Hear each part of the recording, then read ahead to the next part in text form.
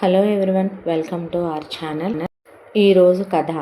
ఉదయాన్నే తెల్లవారగానే లలిత వెళ్ళి పిల్లలు లేవండమ్మా అనేసరికి, పో నాన్నమ్మ నిద్ర వస్తుంది అనేసరికి, అయ్యయ్యో లేవండమ్మా స్కూల్కి వెళ్ళొద్దంటారా అనేసరికి, పో చల్లగా ఉంది ఉంటావు నానమ్మ, ఈరోజు స్కూల్కి వెళ్ళమే కడుపు నొప్పిగా ఉంది.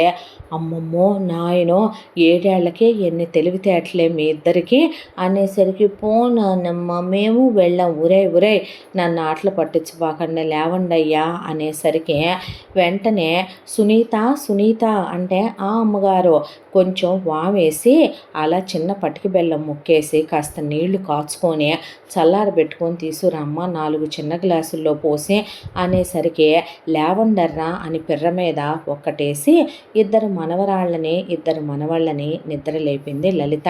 లేచిన తర్వాత, ఇదిగోండి అమ్మగారు అని సునీత గోరువెచ్చటి నీళ్లు తీసుకొని వస్తే,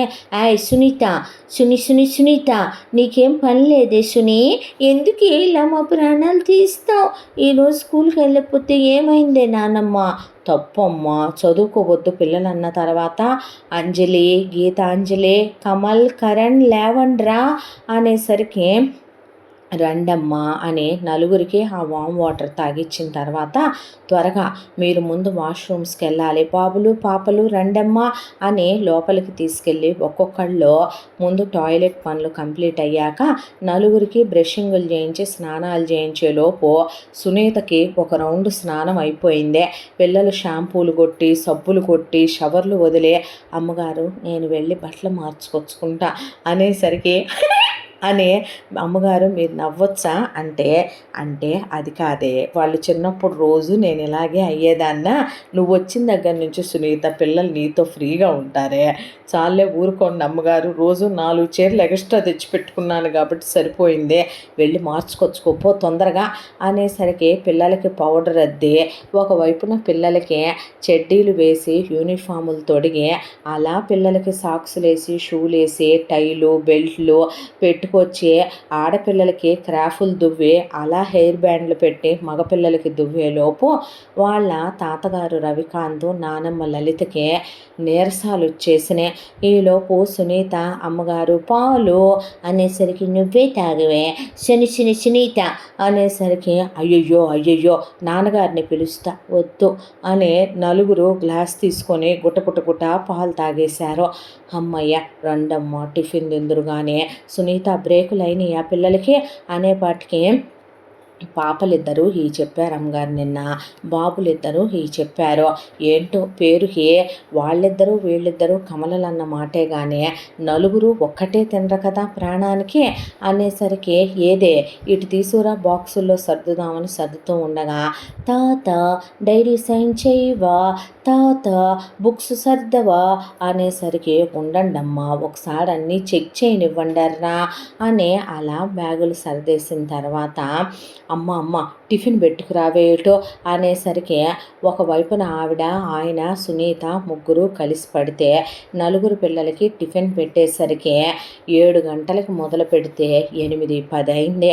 ఈలోపు అమ్మ అయ్యో ఉషో అనుకుంటూ ముసలోళ్ళు కోరినాయనో అనుకుంటూ సునీత కూర్చునేసరికి స్కూల్ వ్యాన్ వచ్చి, అమ్మగారు అనేసరికి, ఆగరా పిల్లలు లాస్ట్ ముద్దలో ఉన్నారు, సునీత దిష్టి తీసేవే పిల్లల కంటే రెడీ అమ్మగారని దిష్టి తీశాక సునీత పిల్లలకు కాసిన మంచినీళ్ళు ఎత్తురా అని తాగిచ్చిన తర్వాత, నా బంగారు కొండలని వాళ్ళ తాత నలుగురికి 4 చాక్లెట్లు చేతిలో పెట్టాక, రోజు లేట్ అవుతుంది లలితమ్మ గారు అంటే మొహం పగలగొడతా, ఎవరో దసరాకో దీపావళికో న్యూ ఇయర్కో నీకు ఇచ్చేది 500-1000 రూపాయలు, అలాంటిది ప్రతి నెల 2000 రూపాయలు ఎక్స్ట్రా ఇస్తున్నాను, పిల్లలు నరిసినట్టు కానీ ఒక్క మాట అన్నట్టు కానీ స్కూల్లో టీచర్లకే నేను గంటలతో వాతలు పెడతానని ప్రిన్సిపల్కే పళ్ళు రాలగొడతానని చెప్పొచ్చా పిల్లల్ని ఏమైనా అంటే, నువ్వు కానీ వ్యాన్లో ఉన్న ఆయా కానీ వ్యాన్ బాయ్ గార్డ్ కానీ పిల్లల మీద వేసారనుకో, అమ్మ మేమెందుకు అలా అంటాం,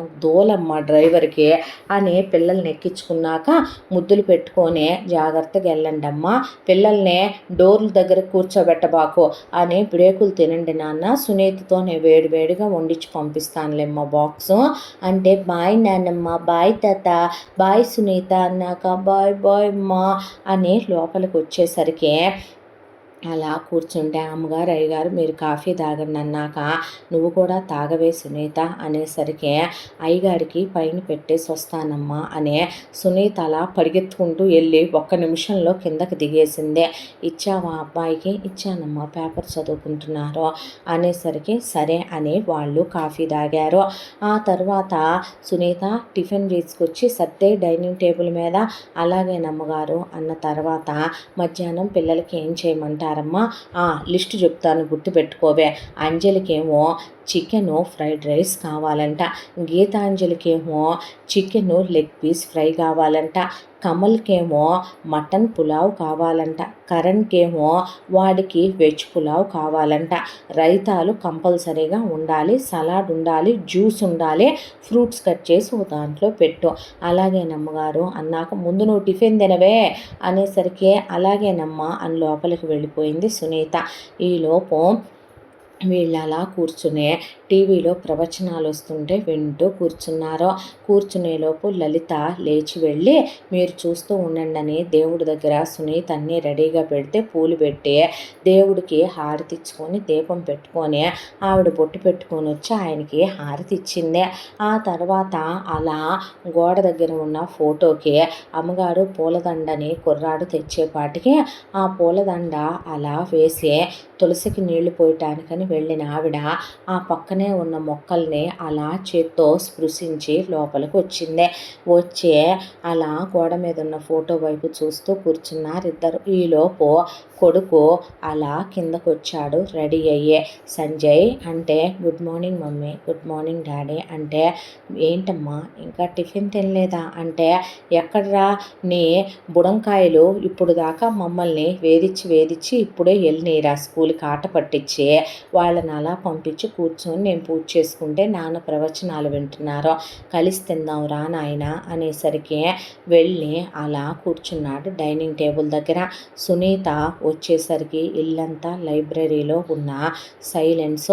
పిల్లలున్నంతసేపు ఇల్లంతా తిరునాళ్ళలా ఉంటే కిందకి సంజయ్ వచ్చేసరికి ఇల్లంతా పిన్నేస్తే కింద సౌండ్ వినపడేలా ఉంటుంది ఆ ఇల్లు.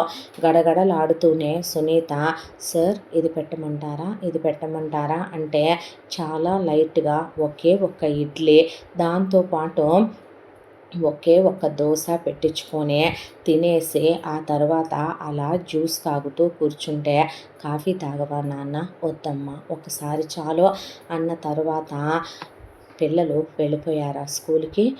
వెళ్ళారయ్యా అనేసరికి, సరే మరి నేను ఆఫీస్కి బయలుదేరతాను అన్న తర్వాత, నాన్న మధ్యాహ్నం భోజనానికి రావట్రా అనేసరికి, లేదమ్మా క్యారియర్ పంపించేసే, రోజు రాత్రి లేట్ అయిపోతుంది నాన్న, పిల్లలు నీ కోసమని ఎదురు చూస్తున్నారా, దేనికి డాడీ ఉండట్లేదు అంటున్నారు, మీరున్నారు అమ్మ చూసుకోండి అన్న తర్వాత కొడుకు అలా కారు తీసి ఆఫీస్కి బయలుదేరి వెళ్ళిపోయిన తర్వాత సునీత వంటగదిలోకి వెళ్ళిపోయింది.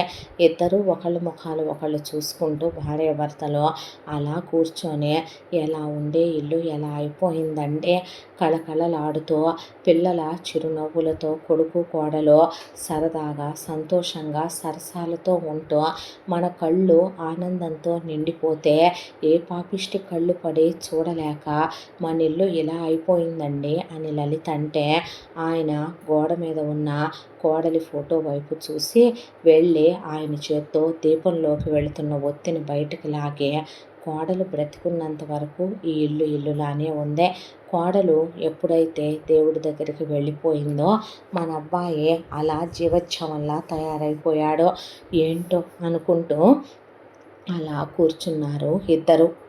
ఒక్కసారిగా మనసంతా దిగులుతో నిండిపోయి కోడలి ఫోటో వైపు అలా చూస్తూ ఇద్దరి మనసు గతంలోకి అలా పరుగులు పెడుతూ వెళ్ళిపోయింది. రవికాంత్ గారి వంశంలో గత 4 సంవత్సరాలుగా ఒక్కొక్కళ్ళు మాత్రమే వారసులుగా పుడుతున్నారు కొడుకులుగా. అలా రవికాంత్ గారు వాళ్ళ అమ్మా నాన్నలకి ఒక్కడే కొడుకు. ఈయన్ని ఎంతో గారాబంగా పెంచి పెద్ద చేశారు. రవికాంత్ గారు ఆ రోజుల్లోనే మంచి చదువుకొని ఆయనకి గవర్నమెంట్ ఉద్యోగం, దాంతోపాటు చాలా ప్రైవేట్ ఉద్యోగాల ఆఫర్లు కూడా వచ్చినాయి. వాటన్నింటినీ వదిలేసుకొని వ్యాపారం పెట్టుకోవాలన్నది ఆయన కల. కొడుకు కళ కోరిక కాదనకూడదు అనే దాంతో రవికాంత్ గారి తల్లిదండ్రులు పెళ్లి చేసుకుని ఆయన పెట్టుకుందు కానీ వ్యాపారం అంటే వాళ్ళకి తెలిసిన వాళ్ళ అమ్మాయి అయిన లలితని రవికాంత్ గారికి ఇచ్చి వివాహం జరిపిస్తే కట్నం వద్దు మొర్రో అని వీళ్ళంటున్నా లలిత నలుగురు మగపిల్లల తర్వాత పుట్టిన ఒక్కతే కూతురు అనే దాంతో, పైగా వాళ్ళ పెదనాన్నకి బాబాయికి ఆడపిల్లలు లేకపోవటం, వాళ్ళ మేనమామలకి ఆడపిల్లలు లేకపోవటంతో అందరు కలిసి చాలా బంగారం పెట్టి తలా ఒక 2 ఎకరాలు 3 ఎకరాలు పొలాలు పెట్టి ల్యాండ్లు ఇచ్చి వద్దంటున్న క్యాష్ ఇచ్చి మరి లలితని రవికాంత్ గారికి ఇచ్చి చాలా గ్రాండ్గా పెళ్లి జరిపించి పంపించారు అత్తారింటికి. వచ్చిన తర్వాత ఆయన వాళ్ళ చుట్టాలందరిలో ఒకడిగా కలిసిపోయాడు. బాగా కలుపుగోలు మనిషి, చాలా సరదాగా చలాకీగా ఉండే తత్వం రవికాంత్ గారిదే. లలిత కల్లా కపటం లేని మనిషే. ఇక చాలా సరదాగా జోకులేస్తూ నవ్విస్తూ ఉండే మనస్తత్వం. అత్తమామల్నే గుండెలకి హత్తుకుపోయేంత ప్రేమగా చూసుకునే మనిషే. అలా ఆయన వ్యాపారం పెట్టుకుంటాను, కొన్నాళ్ళు పిల్లల్ని ఆపుకుందాం లలిత అంటే మీ ఇష్టమనే వాళ్ళు ముందు సిటీకి వచ్చి ఒక చిన్న అద్దెంట్లో ఉండే అమ్మా నాన్నలు ఇచ్చిన దాంట్లో కొంత భాగం అమ్మి ఆయన బిజినెస్ స్టార్ట్ చేశాడు. ఎంతెంతాయి ఒటుడెంతాయి అన్నట్టు 3 సంవత్సరాలకు ఆ వ్యాపారం బాగా లాభాలు తెచ్చిపెట్టడం మొదలుపెట్టింది. దాంతో ఆయన ఓన్ ల్యాండ్ కొని ఫ్యాక్టరీ స్టార్ట్ చేశాడు. ఆయన చేతి మీదుగా ఎంతోమందికి జీవనోపాధిని కల్పించడం మొదలుపెట్టి సిటీలోనే ది బెస్ట్ ఏరియాలో చాలా పెద్ద ల్యాండ్ తీసుకొని అసలు మళ్ళీ అలాంటి ఇల్లు లైఫ్లో ఇంకోసారి కట్టించడం అవుద్దా అనేంత బ్రహ్మాండంగా ఆయన ఇల్లు కట్టించాడు. ఆ తర్వాత గృహప్రవేశం చేసుకుని ఈ ఇంట్లోకి అలా వచ్చారు. వచ్చిన తర్వాత రవికాంత్ గారు వాళ్ళ అమ్మ నాన్నలో ఒక స్నేహితుడి కొడుకు పెళ్ళికని వెళ్ళొస్తూ యాక్సిడెంట్లో చనిపోయారు. ఇద్దరు దిగులతో కుప్పకూలిపోయారు. ఈ విషయం తెలిసి అలా పలకరిద్దాంలే కూతుర్నే అల్లుండని వస్తున్న లలిత తల్లిదండ్రులు చనిపోయారు. దాంతో 2 కుటుంబాల వాళ్ళు పెద్ద దిక్కుల్ని కోల్పోవాల్సిన పరిస్థితి ఏర్పడింది. ఈలోపు లలితకి వెంటనే పిల్లలు కలగలేదు. ఆ తర్వాత డాక్టర్ల దగ్గరికి వెళ్ళి పూజా పునస్కారాలు చేస్తే లలిత గర్భవతి అయ్యింది. కాంప్లికేటెడ్ ప్రెగ్నెన్సీ, చాలా జాగ్రత్తగా చూసుకోవాలన్నాక 9 నెలలకి కొడుకు పుట్టాడు. రవికాంత్ గారు వాళ్ళ నాన్న పేరు సంజయ్ రావు కాబట్టే పిల్లాడి పేరు సంజయ్ అని ఆయన జ్ఞాపకంగా పెట్టుకున్నారు. ఆ తర్వాత లలితకి పిల్లలు పుట్టరని డాక్టర్స్ గర్భసంచి తీసేసామని చెప్పారు. పిల్లాడే పంచప్రాణాలు, లోకం, ప్రపంచం అన్నట్టు చిన్నప్పటి నుంచి కొడుకునే మంచితనం మాత్రమే నేర్పి వాళ్ళు చిన్నప్పటి నుంచే కొడుక్కి గట్టిగా మాట్లాడటం, అరవటం, కోప్పట్టం ఇలాంటి నేర్పకుండా ఓర్పు, నేర్పు, తెలివితేటలు, సహనం, మంచితనం, మాటకారితనం, పద్ధతులు, వైనం, వివరం అనే లక్షణాలుగా లోకజ్ఞానాన్ని నేర్పిస్తూ పెంచుకొచ్చారు కొడుకునే. పెద్ద అయిన తర్వాత నాన్న నువ్వు నీ చదువు అయిపోగానే మన బిజినెస్కి వచ్చేయాలిరా అని చిన్నప్పటి నుంచే కొడుకుని ఏ విదేశాలని జాబులని అనకు నాయన అని చెప్తూ మరీ పెంచుకొచ్చారు ఇద్దరు. అమ్మా నాన్నలంటే సంజయ్కి చాలా ఇష్టం. చాలా సరదాగా చలాకీగా హుషారుగా ఉండే కుర్రాడు. కాలచక్ర ప్రవాహంలో రోజులు గడిచిపోతూ పిల్లాడికి 14-15 ఏళ్ళు వచ్చేసరికి వాళ్ళ నాన్న బిజినెస్లోకి వెళ్ళి ఫైల్స్ చెక్ చేయటం, ఫ్యాక్టరీ చెక్ చేయటం, ఆఫీసులో ఉండే డైలీ లేబర్ దగ్గర నుంచి ప్రతి ఒక్కళ్ళతో ఇంటరాక్ట్ అయి మాట్లాడటం, బిజినెస్ ఫంక్షన్లకి పార్టీలకు వాళ్ళ నాన్న అమ్మ తీసుకెళ్ళిన అక్కడ వాళ్ళతో చాలా క్లోజ్గా మూవ్ అవటం. నోరు మంచిదైతే ఊరు మంచిదవుద్ది, నలుగురితో కలిసిపోవటం చేతైనోడు నరకంలో నుంచైనా నెగ్గుకు రాగలడు అన్నట్టుంటుంది సంజయ్ తత్వం. దాంతో మీ వాడు మంచి మంచి టాలెంటెడ్ అండి, కత్తిలాంటి కుర్రాడు. రేపు ఇలాంటోడు బిజినెస్లోకి వచ్చాడంటే మీ బిజినెస్ టాప్ 10లో ఉందని ఫీల్ అవుతున్నారు, టాప్ 1ని మించిపోయేలా చేస్తాడు మీ వాడని అందరూ అంటే ఆయన చాలా ఆనందపడుతూ ఉండేవాడు. కొడుకు చదువు కూడా అలాగే చదివేవాడు, అన్నిట్లో ఫస్ట్, స్పోర్ట్స్లో నేషనల్స్ దాకా వెళ్ళిపోయాడు కొడుకు. దానికి తోడు మంచి హైటు వెయిట్ పర్సనాలిటీ, పిల్లాడు చాలా అందంగా ఉంటాడు, దృఢంగా ఉంటాడు కూడాను. ఆయనకి 10థ్కే తనని తెత్తొచ్చేసాడని చాలా ఆనందంగా ఉండేదే. ఇంటర్ కూడా బెస్ట్ పర్సంటేజ్తో పాస్ అయ్యే ఆయన ఎన్నో లక్షల ఫీజు కట్టగలిగి ఉన్న మెరిట్ మీద ఒక యూనివర్సిటీకి ఎంట్రన్స్ రాసుకొని సీటు తెచ్చుకున్నాడు సంజయ్. దాంతో తీసుకెళ్ళి బీటెక్లో కొడుకుని జాయిన్ చేశారు. వాళ్ళ ఊర్లోనే రావటంతో ఆవిడ చాలా ఆనందపడే కొడుకుని ఏం కావాలి నాన్న, బైకా కారా అని ఆయన అడిగితే నాకు ఈ బైక్ కొనివ్వండి డాడీ అని అడిగి అమ్మా నాన్నలతో బైక్ కొనిచ్చుకొని అలా కాలేజీకి వెళ్ళిన కొడుక్కి కాలేజీకి వెళ్ళిన ఫస్ట్ డేనే దివ్య అనే అమ్మాయి కనపడటం. అలా కనపడిన ఆ అమ్మాయి కూడా చాలా సరదాగా చలాకీగా ఉండే పిల్ల కావటం. ఆ తర్వాత ఇద్దరి మధ్య పరిచయం, ఆ పరిచయం స్నేహంగా మారటం, ఆ స్నేహం వాళ్ళిద్దరి మధ్య ప్రేమగా చిగురించడం. 4 సంవత్సరాల బీటెక్లో ఇద్దరు ఒకళ్ళతో ఒకళ్ళు కలిసిపోయి మరీ లవ్ చేసుకోవటం, దివ్య సంజయ్ని వాళ్ళింటికి తీసుకెళ్ళటం, సంజయ్ దివ్యని ఎక్కడికి తీసుకురావటం, ఇరు కుటుంబాల పెద్దలకి కూడా ఇటువైపున దివ్యకైనా ఒక తమ్ముడు చెల్లెలు ఉన్నారు, కానీ ఇక సంజయ్ ఒక్కడే కొడుకు కావటం వల్ల దివ్య వాళ్ళ అమ్మా నాన్న బాగా calculated persons, money minded persons కాబట్టి రవికాంత్ గారికి ఇక్కడున్న బిజినెస్సే కాకుండా ప్రాపర్టీసే కాకుండా ఊళ్ళో కూడా ప్రాపర్టీస్ ఉంటాం, లలిత గారి పేరు మీద ప్రాపర్టీస్ ఉంటాం, వాళ్ళ ఇల్లే కోట్ల విలువ చేసేదే, వాళ్ళకి ఎంతో పెద్ద బిజినెస్ ఉండటం, దాంతో వాళ్ళు అసలు కూతురు లవ్కి అడ్డు చెప్పలేదు. ఇక కాలాన్ని మర్చిపోయి ప్రపంచాన్ని మర్చిపోయి ముద్దులు హక్కులు, ఒక్క కాలు జారే తప్పులు చేస్తే అమ్మా నాన్నలు ఊరుకోరని తప్ప ఆల్మోస్ట్ సెక్స్ ఒకటి పక్కన పెడితే ఇద్దరు చాలా డీపెస్ట్గా లవ్ చేసుకున్నారు. ఆ తర్వాత అలా బీటెక్ అయిపోయిందో లేదో ఎంబీఏకి ఫారిన్ వెళ్తావా నాన్న, ఎంబీఏ బెస్ట్ యూనివర్సిటీలో చేస్తావా అని రవికాంత్ గారన్నా, పెళ్లి చేయవా నాన్న అని అడిగాడు సంజయ్. ఒరే నీకేమంత వయసు ఉందిరా, 21గా నాన్న నీకు, మ్యారేజ్ ఏజే కదా డాడీ, చేసేవా, నేను చిన్నప్పుడు క్లాసులు జంప్ చేసి చదివాను, దివ్య కూడా క్లాస్ జంప్ చేసి చదివింది, ఇద్దరికి 21గా డాడీ, మేమేదో తప్పు చేసే ముందే పెళ్లి చేసేయచ్చుగా అనేసరికి సరిపోయింది పోండి అన్న తర్వాత దివ్య వాళ్ళ అమ్మా నాన్నలు కట్న కానుకలు ఇస్తామని వాళ్ళు అన్నారు. అన్నా సరే వీళ్ళు మాకు వద్దండి, అమ్మాయిని కోడలుగా పంపిస్తే చాలు అనేసరికి సరే మీ ఇష్టం అని వదిలేశారు. కానీ రవికాంత్ లలితే దివ్యకి ఎంగేజ్మెంట్ బట్టల దగ్గర నుంచి ఎంగేజ్మెంట్ ఖర్చుల వరకు, ఎంగేజ్మెంట్ నగల దగ్గర నుంచి పెళ్లి నగలు పెళ్లి బట్టలు, వాళ్ళకొక్కగానొక్క కొడుకు పెళ్ళి ఆకాశం అంతా పందిరేసి భూదేవంతా అరుగేసి చాలా గ్రాండ్గా జరిపించారు. ఆ తర్వాత కొడుకు కోడలు ఫస్ట్ నైట్లు అయిపోయి 100 రోజులు హనీమూన్కి వెళ్ళొచ్చారు. ఆ తర్వాత వెంటనే పిల్లల్ని కనకూడదని సంజయ్ కాండోమ్స్ యూజ్ చేస్తున్నా పెళ్ళైన 6 నెలలకే దివ్య 3వ నెల కడుపుతో ఉంది. నేను వాడుతున్నాను కదవే ఎలా వచ్చింది అంటే నువ్వు ఆ మాట అనకూడదు, చాలాసార్లు అయిపోయాయని మర్చిపోయానని ఏమన్నావు నాతో నువ్వు, ఈ ఒక్కసారికి ఏం కాదులే, ఒకసారికి వచ్చేసుద్దా 2 సార్లకు వచ్చేసుద్దా అని, ఎన్నిసార్లు క్లోజ్ అయ్యావు అలా క్లోజ్ అయ్యావు, ఇలా కడుపు వచ్చిందే అని నవ్వేది దివ్య. ఒక రకంగా దివ్యని పెళ్లి చేసి పంపించేసిన తర్వాత వాళ్ళ అమ్మ నాన్న ఎప్పుడన్నా ఫోన్ చేసి పలకరించటమే తప్ప దివ్యని రెగ్యులర్గా వచ్చి చూసి వెళ్ళటమో లేదా దివ్యని సంజయ్ని రమ్మనమంటమో అలా క్లోజ్గా ఉండే పర్సన్స్ ఏమీ కాదు.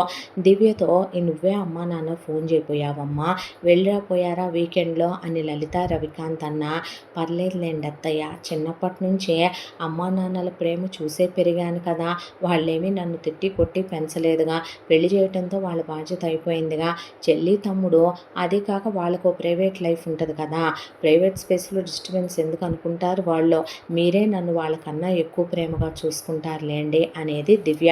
అత్త మామలతో చాలా క్లోజ్గా ఉండేదే. మామగారి గ్లాసెస్ కొనుక్కురావటం, స్వెటర్ కొనుక్కురావటం, ఆయన కోసం బయటికి వెళ్తే నైట్ డ్రెస్సులు తేవటం, షూస్ తేవటం, మామగారికి కూర్చోబెట్టి షేవ్ చేయటం, కన్న తండ్రిలానే చూసుకునేది ఆయన్నే. అత్తగారికి చీరలు తీసుకురావటం, తలకి హెయిర్ డై వేయటం, ఫేషియల్ చేయటం. ఇప్పటికే దివ్య వాళ్ళ గార్డెన్లో నాటిన మొక్కల్ని ఇంత కూడా వాడిపోనివ్వదు లలిత. రవికాంత్ ఇప్పటికీ కూడా ఆయన ఎప్పుడన్నా చలిగా ఉన్నప్పుడు స్వెటర్ వేసుకున్న కోడలు కన్న తండ్రికి తెచ్చినట్టు తెచ్చిందని ఆ స్వెటర్ని, ఆయనకి తీసుకొచ్చిన బట్టల్ని, చాలా అపురూపంగా కోడలు తెచ్చిన కూలింగ్ గ్లాసెస్ని తలుచుకుంటూ అలా జాగ్రత్తగా పెట్టుకుంటాడు ఆయన.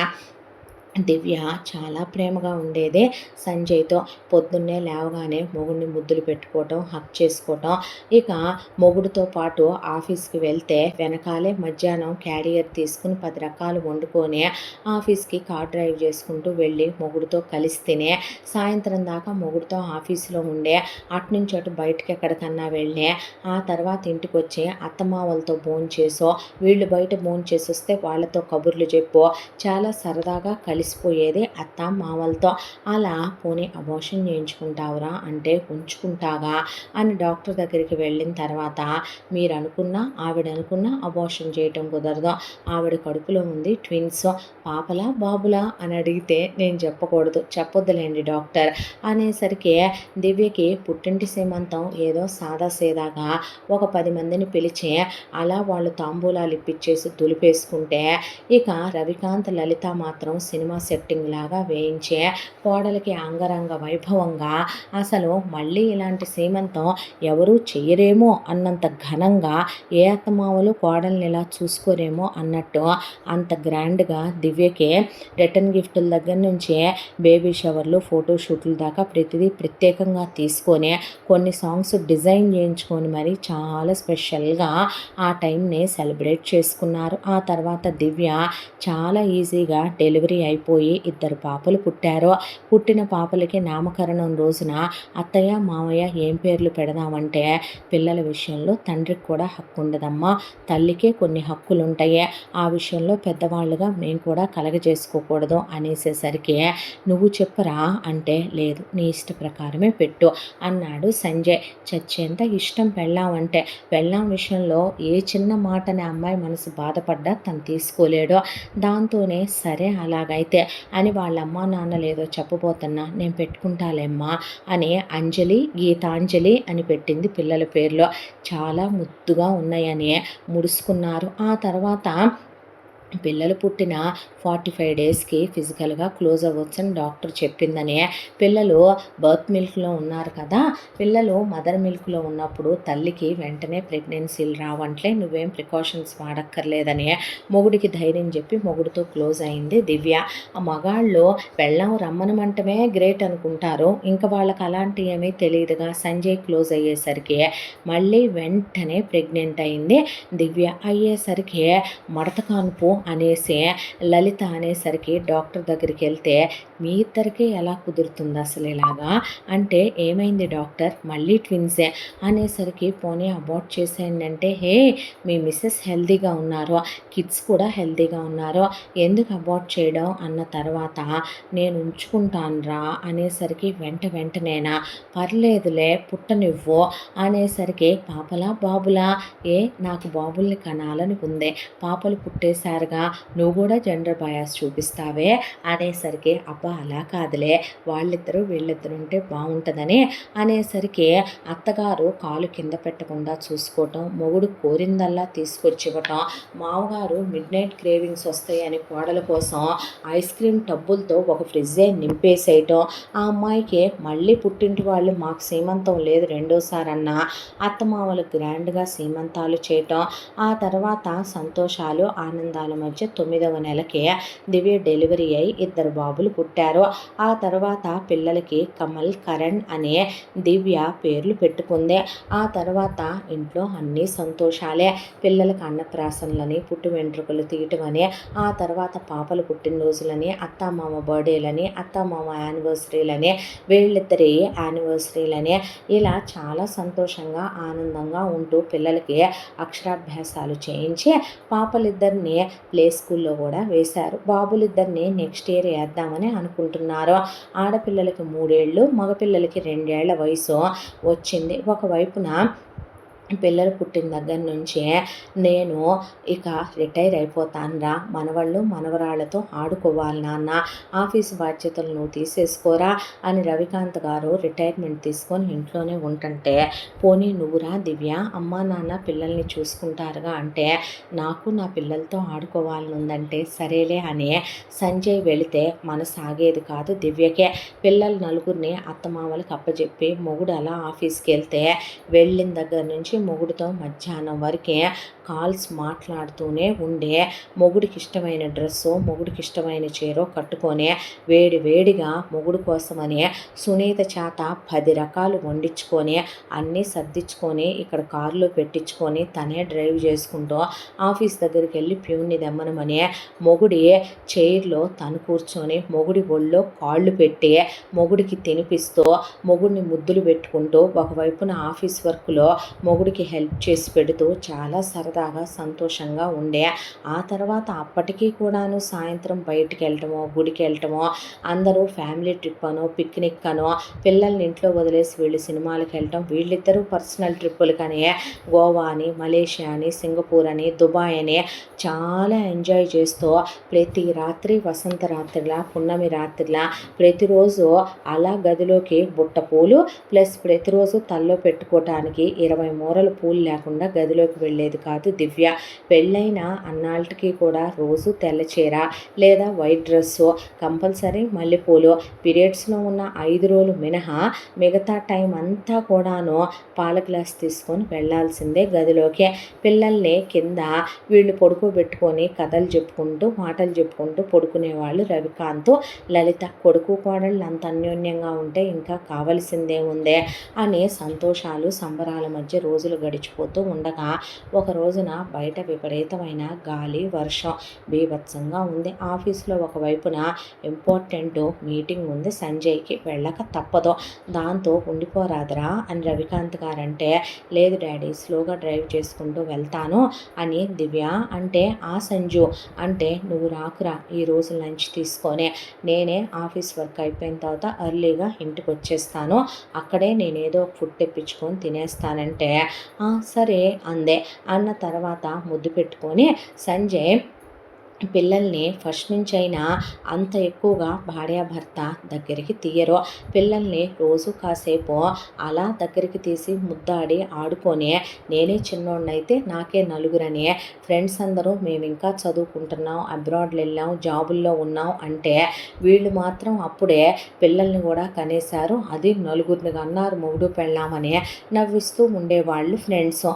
ఇంత దాంట్లో సంజయ్ ఆఫీస్కి వెళ్ళిపోయిన తర్వాత దివ్య మనసు ఆగదు కదా, మొగుడిని వదిలి ఉండదు కదా. దాంతో వెళ్ళి సునీత చేత చాలా రకాలు వండించింది. ఏంటమ్మా ఈరోజు విశేషం అంటే, మీ అబ్బాయి ఎంతైనా మగవాడు కదత్తయ్య, మర్చిపోయాడు చూసారా, ఏం మర్చిపోయాడు వాడు అని మామగారంటే, ఈరోజు మేమిద్దరం ఫస్ట్ టైం మీట్ అయిందే అని చెప్పి అప్పుడే కేక్ ఆర్డర్ మేడం రెడీ అని తీసుకొచ్చి ఇచ్చాడు.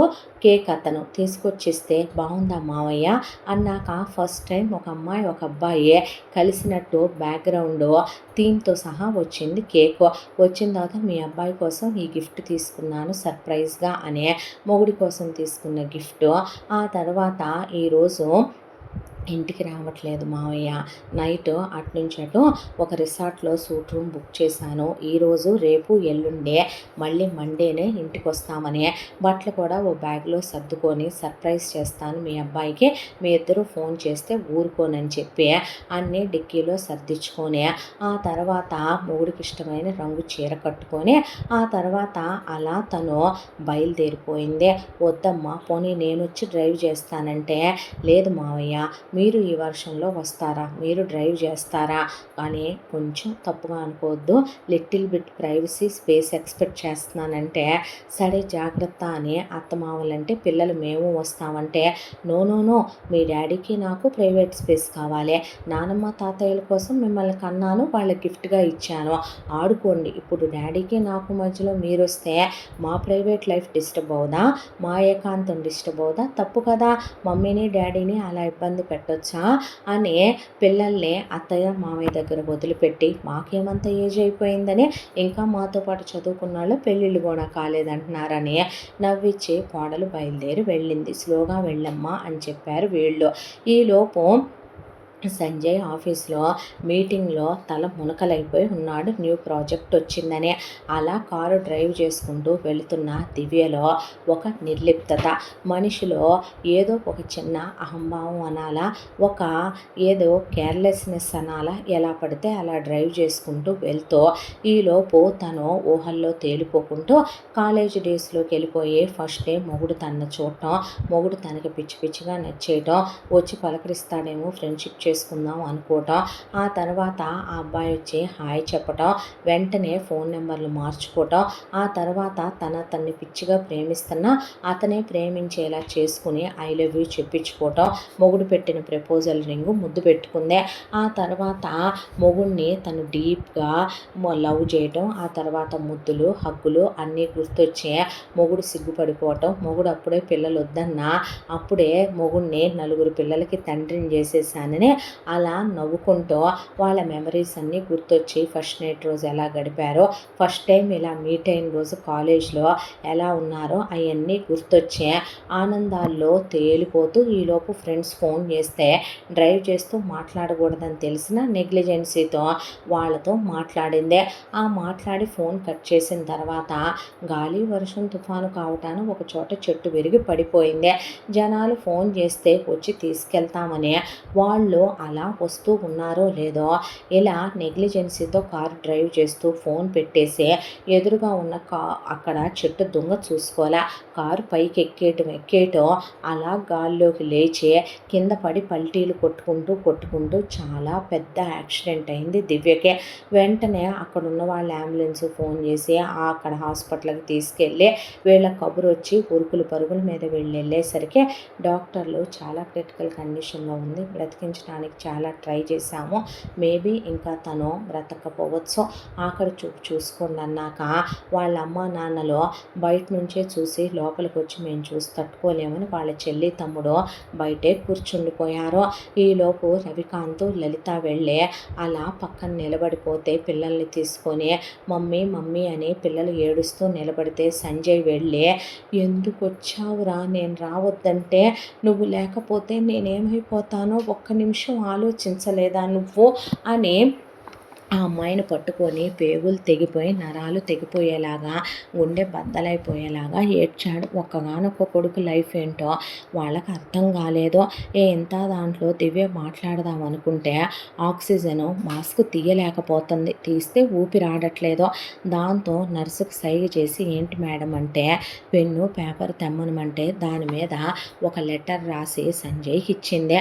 అత్తమామలు కూడా వెనకాలే నుంచొని చదవటం మొదలు పెడితే జీవితం సంపూర్ణంగా అనుభవించేశాను సంజు, అమ్మా నాన్నల ప్రేమ పొందేశాను, తోడబుట్టిన వాళ్ళతో సరదాగా గడిపేశాను, ప్రేమలో ఒక ప్రియురాలిగా ఒక భార్యగా చాలా ఆనందంగా గడిపాను, 4 బిడ్డల్ని కన్నాను, అత్తామామలతో చాలా సంతోషంగా ఉన్నాను, నాకు వెళ్ళిపోయే సమయం అయింది, నేను బ్రతకనని నాకు అర్థమవుతుంది, అయినా తొందరపాటు నాదే, మనని ప్రేమించే వాళ్ళు మన కోసం ఒకళ్ళు ఉన్నారు అన్నప్పుడు అహంకారం గర్వం నిర్లక్ష్యం లెక్కలేనితనంతో చాలామంది హెల్మెట్లు పెట్టుకోకుండా సీట్ బెల్ట్లు వేసుకోకుండా ఎలాగైతే కనుక వాళ్ళు అలక్ష్యంగా నిర్లక్ష్యంగా ఉంటారో నేను చీర పాడవద్దని సీట్ బెల్ట్ వేసుకోవాలా, సీట్ బెల్ట్ ఉండుంటే ఈరోజు నాకు అలా అయ్యేది కాదు, మామగారు వస్తానన్నా నేనే వద్దన్నాను, నీకు ఫోన్ చెయ్యొద్దన్నాను, నా పొగరు నా గర్వంతోనే నేను నీ లైఫ్లో నుంచి దూరమై వెళ్ళిపోతున్నాను, ఏది ఏమైనా నీ భార్యగా నేను చాలా సంతోషంగా సంపూర్ణంగా నా జీవితాన్ని గడిపాను, నాతోనే నువ్వు జీవితాన్ని ముగించేయొద్దు, నీ వయసు 25 సంవత్సరాలు, జీవితంలో నా వల్లే నువ్వు త్వరగా పిల్లల్ని కని 4 బిడ్డలకి తండ్రి అయిపోయావు, నిన్ను అర్థం చేసుకునే నాకన్నా మంచి అమ్మాయి నీ లైఫ్లోకి వస్తే ఆ అమ్మాయి మనసు బాధ పెట్టకో, నన్ను మర్చిపో, నా జ్ఞాపకాల్ని పూర్తిగా నీ మనసులో నుంచి తుడిచే ఒక అందమైన మెమరీగా నన్ను గుర్తుపెట్టుకో, పిల్లల్ని కాస్త సొంత తల్లిలా కాకపోయినా ఒక స్త్రీగా వాళ్ళని దగ్గరికి తీసి చూసే అమ్మాయి అయితే చాలు, నీకు నా పుట్టింటి వాళ్ళకి పిల్లల్ని ఇమ్మనమని చెప్పను. వాళ్ళకి నా పిల్లల బాధ్యత తీసుకోమని నేను చెప్పట్లేదు. పుట్టినందుకు నా జీవితం నేను సంపూర్ణంగా అనుభవించి వెళుతున్నా. మీ అమ్మ నాన్నలకి నువ్వు ఒక్కడివే కొడుకువి. నా తల్లిదండ్రులకి నా తర్వాత ఇద్దరున్నారు. నీ లైఫ్ని నువ్వు ఇక్కడితో ముగించేయొద్దు, ఆపేయొద్దు. అలా అని నువ్వు తాగొద్దు, నువ్వు స్మోకింగ్కి అలవాటు అవ్వద్దు, నువ్వు ఏ అనవసరమైనటువంటి నువ్వు పక్కదారులు తీసుకోవద్దు. నువ్వు టైంకు తినాలి, టైంకు నిద్రపోవాలి, ప్రశాంతంగా ఉండాలి. అర్థమవుతోందిగా నేను చెప్పేది అని రాసి, నువ్వు ఎప్పుడూ నాతోనే ఉంటావు, నేనెప్పుడూ నీతోనే ఉంటాను. నిన్ను, మన పిల్లల్ని, అత్తమామల్ని, మన ఇంటిని వదిలి నేను ఎక్కడికి వెళ్ళను. నీ లైఫ్ నువ్వు ఇక్కడితో ఆపేయొద్దు అని అలా చెయ్యి చాపితే ఆ అమ్మాయి చేతిలో చెయ్యి వేయమని చెయ్యి చూపించేసరికి వెయ్యకపోతుంటే ఆ అమ్మాయి చెయ్యి తీసుకొని తన చేతిలో వేసుకొని మర్చిపోకు, మాటిచ్చావు అంటూనే ఆ అమ్మాయి కళ్ళు అలా ఆపేసేపాటికి ఆ అమ్మాయిని కదిలిచ్చి చూస్తే డాక్టర్స్ వచ్చి ఇంకా ఆక్సిజన్ మాస్క్ తీసేసి కళ్ళు మూసేస్తే ఆ అమ్మాయి మీద పడి ఎంత ఏడ్చాడంటే హాస్పిటల్ దద్దరిల్లిపోయింది. ఆ తర్వాత డాక్టర్స్ ఫార్మాలిటీస్ కంప్లీట్ చేసుకొని ఆ అమ్మాయి బాడీని ఇచ్చేశారు. అంత్యక్రియలు చేయటానికని శ్మశానం దగ్గరికి వెళ్ళి ఆ అమ్మాయికి అలా తలకొరివి పెట్టి కుప్పకూలిపోయాడు. తీసుకొచ్చి అలా ఇంట్లో పెడితే డాక్టర్సు ఇలాగే గనక మీ అబ్బాయి అంత గుండెల్లో ఫీల్ అయితే కార్డియాక్ అరెస్ట్ అవుద్దని సెడేషన్ ఇచ్చి వెళ్ళారు. ఆ తర్వాత ఆ అబ్బాయి అలా మత్తులో ఉంటూ ఉన్నప్పుడే ఆ అమ్మాయి చిన్న కర్మ పెద్ద కర్మ పూర్తయిపోయింది. ఆ తర్వాత వాళ్ళ అమ్మ నాన్నలో పిల్లల బాధ్యత మిమ్మల్ని చూసుకోమందగా అని చెప్పి అప్పుడప్పుడు వచ్చి వెళతాములే అని వెళ్ళిపోయారు పిల్లల్ని వదిలేసి. ఆ తర్వాత సంజయ్ కొన్ని రోజులకి లేచాడు. లేచిన మనిషిలో లేడు. గడ్డాలు పెరిగిపోయినాయి, పిచ్చోళ్ళ తయారైపోయాడు, డిప్రెషన్లోకి వెళ్ళిపోయాడు. కోడలి ఫోటో తీసేద్దామని లోపల తెచ్చి మళ్ళీ హాల్లో పెట్టుకొని రూమ్ నిండా అమ్మాయి ఫోటోలే, వాల్ నిండా ఇల్లంతా అమ్మాయి ఫోటోలే. ఇక మనిషి ఆ రోజు నుంచి ఒక మౌనంలోకి వెళ్ళిపోయాడు. అలా అని తాగుడికి అలవాటు అవ్వాల, సిగరెట్కి అలవాటు అవ్వాల, అమ్మాయిల వైపు కన్నెత్తి చూడడం, పిల్లలతో మాట్లాడటం మానేశాడు, దగ్గరికి తీయటం మానేశాడు. అమ్మా నాన్నలతో కూడా 1-2 మాటలు తప్ప మాట్లాడటల్లా. పొద్దున్నే ఆఫీస్కి వెళ్ళిపోతే రాత్రి 12, 1 2 వచ్చేసరికి అమ్మా నాన్నలకి బీపీలు షుగర్లు ట్యాబ్లెట్లు వేసుకొని పిల్లల్ని పడుకోబెట్టి వాళ్ళు పడుకుండిపోతే వస్తాడు, స్నానం చేసి ఫ్రెష్ అవుతాడు, ఒక అరగంట భార్య ఫోటో వైపు చూసుకుంటాడో ఏం ఆలోచించుకుంటాడో ఎవరికీ తెలియదు. డైనింగ్ టేబుల్ దగ్గర తినాలన్నట్టు బ్రతకటం కోసం 2 ముద్దలు తింటాడో, వచ్చి అమ్మా నాన్నల్ని చూసుకొని దుప్పటి కప్పుతాడో, పిల్లల దగ్గరికి వెళ్ళి చూసుకొని పిల్లల తలనిమిరే వాళ్ళ బెడ్షీట్ కప్పేసి అక్కడి నుంచి తన రూమ్లోకి వెళ్ళిపోతాడో. అలా కళ్ళు తెరుచుకొని ఆలోచించుకుంటూ కళ్ళల్లోంచి నీళ్లు కారిపోతూ అలా కళ్ళెప్పుడో మూతలు పడతాయి. కొడుకేమన్నా చేసుకుంటాడేమోనని దిగులు వచ్చేసిందే. సైకాట్రిస్టుల దగ్గరికి తీసుకెళ్లారు. వాళ్ళు నార్మల్ అవ్వమనమని చెప్పారు. మందులు ఇచ్చిన అవి పనిచేయవు, తనే మూవ్ ఆన్ అవ్వాలి అన్నారు. ఆ రోజు నుంచి కొడుకు ఆఫీస్కే పరిమితం అయిపోయా. బోలెడన్ని లేని కాంట్రాక్టులు తీసుకుని లేని పని మీదేసుకుని డబ్బులు అక్కర్లేదు అన్న వచ్చి పడే టైం ఒకటి ఉంటుందేమో మనుషులకే, అలా సంపాదించడం మొదలుపెట్టాడు. ఇంత దాంట్లో ఒకవైపున ఇక కోడలు వాళ్ళ అమ్మ నాన్న సంగతికి వస్తే ఇదిగో వస్తామని దినం అయిపోయిన తర్వాత కనీసం పిల్లలు ఎలా ఉన్నారని కూడా ఒక ఫోన్ చేయరు, ఇటుకేసి చూడటానికి కూడా రారు. అల్లుడు చచ్చాడా బతికాడా అని కూతురు కన్నా నలుగురు బిడ్డలు ఏమైపోయారా అని కూడా రారు. ఇంత దాంట్లో కోడలికి వీళ్ళకి చాలా పెద్ద స్థలం ఉంటే ఆ అమ్మాయికి ఆ స్థలం అంటే ఇష్టం.